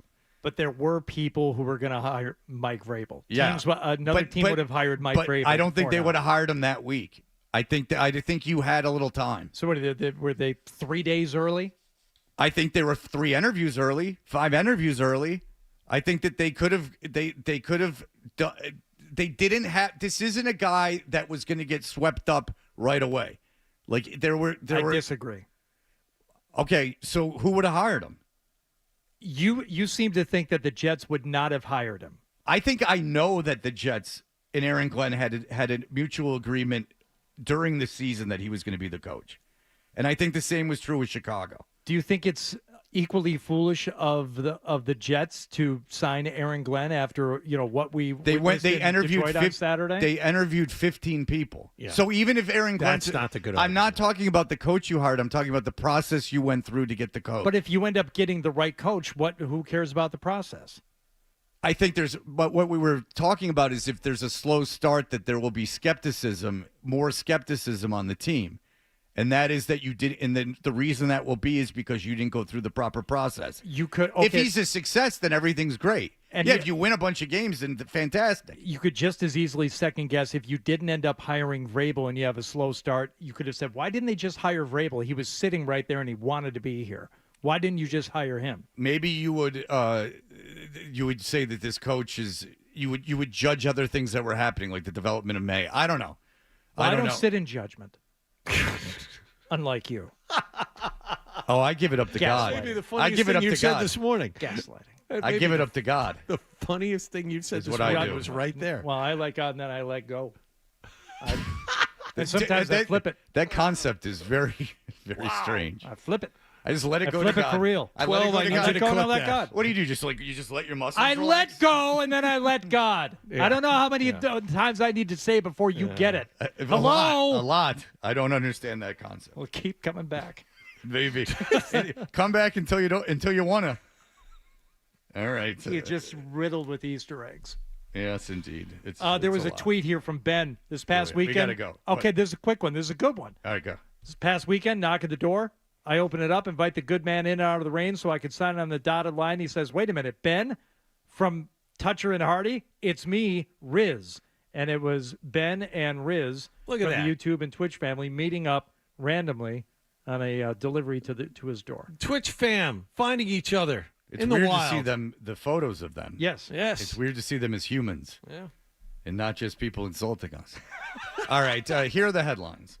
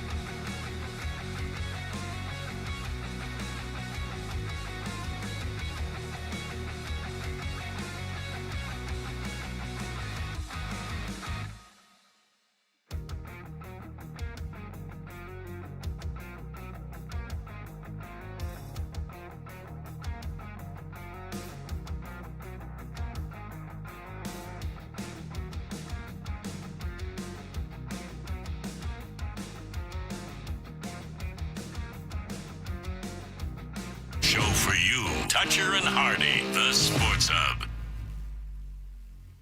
We know what you're thinking. What could I possibly have missed from the show? It's time for The Stack on Toucher and Hardy. Hey, we're Toucher and Hardy. The Stack is brought to you by D'Angelo Grilled Sandwiches. Sink your teeth into steak royalty. D'Angelo's legendary number 9 grilled sandwich. Tender, juicy sirloin. Onions, peppers, and mushrooms grilled to perfection. Get yours today. Brought to you by FanDuel Sportsbook. Make every moment more with FanDuel. All right, Hardy, what's going down? You guys were talking about this before the show, and Fred, you much more into cards than I am, as to say you're into them at all. But the Paul Skeens 1-of-1 rookie debut patch autograph card has been pulled. You know about this, right? Yes. So this was an 11-year-old kid. Yes. An actual collector. So this is not just him opening a pack of bubble gum and pulling the card out. No, the Topps, it was ingenious with this thing. It became, with young people, at least with my son and his friends, became this like treasure hunt, and so these boxes were going for a lot. So like you didn't just go buy a pack, you had to buy a hobby box, I believe, and the hobby boxes were quite expensive. I thought though that some collectors were doing like X-rays and CT scans of boxes to see. Well, that's what we read. inside. Yeah, I was unaware of that, but apparently they didn't find the Skeens card. I'm glad that 11-year-old kid found it. I can only imagine the excitement. And then trying to explain it, like if your parents didn't know and you're like showing them a baseball card and you're like, this is worth $1 million, and them going like, no, you're an idiot kid. Like, what do you know about anything? This is a stupid baseball card. And no, it's worth. It's like my father. It's an old story, but my father, when his parents moved, they threw away, hundreds and hundreds and hundreds of baseball cards that now would be worth hundreds and hundreds of dollars. A lot of times those are romanticized as being worth more than they would be, but good for this kid. Yeah. Ron Torbert has been announced as the referee for the Super Bowl. Apparently, bettors like the under. Yes. With this particular ref. I don't know. I know nothing about betting other than what my friend tells me. My friend told me as soon as that happened, bet the under. Well, it's Go as good big as well. on It's the as good under. as done. I mean, yeah. I mean, if the bettors like it, I mean, I don't see how can the books handle the action. I mean, if they know that the ref is good for the under, I mean, it's as good. It's a done deal. I don't want to ask anybody. Let's just see if we can figure it out. In basketball, I get it because refs in basketball can put points on the board by sending guys to the free throw line. How does the referee, the head official of an NFL game, have that much say in He the loves total offensive points scored? holding. He just loves holding calls. Like Maybe, anytime okay. there's a big play, but I don't think they call holding. The referee, right? They're not responsible for holding calls. Is that where the ref stands behind the quarterback? Or Now does he stand we're middle of the getting field? into fancy. Yeah, now we're getting into sharp talk, which I just or am is not it the comfortable umpire, with. Fred? I don't know. I don't know. The referee talks certainly, Yeah. but maybe he encourages holding calls on big plays. So, for instance, there's a very exciting triple reverse that goes for a touchdown, and then everyone gets excited. Then he calls it back for holding because there's holding on every play, and they hold it and they call it for no reason, as evidenced in the divisional games. In that Buffalo game, they called a guy for holding that just pushed a guy down. The guy went low on him, and the offensive lineman pushed him down, and they called a hold. They didn't like that the guy fell.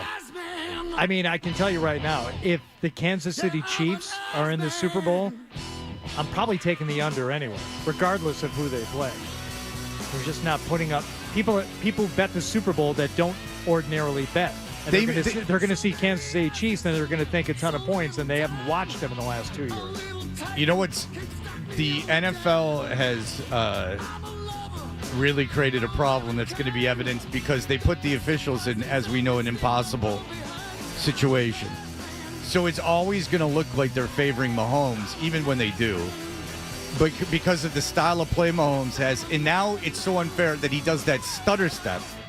So Mahomes does two things. A, he hugs the sideline so you'll hit him, right? Like he hugs the sideline, and then he'll throw himself laterally so it looks like you hit him out of bounds. And then when he's in the field of play, he does that stutter step and that like miming of a slide. Right. And if he sees you commit to the tackle, he'll slide So you hit him, and then that's 15 yards. Or if you're not going to commit to tackling him, he'll keep running, and he'll do the sideline thing. So good for him, but that's a bit of a problem, that you can't hit the quarterback because he's deliberately taking advantage of it. All right. Thank you, Manson. I thought what I was saying was succinct and good. But I realize that you don't have to go to Groton today to watch a JV basketball game. All right, enough with your driving. You're fine. It's a lot.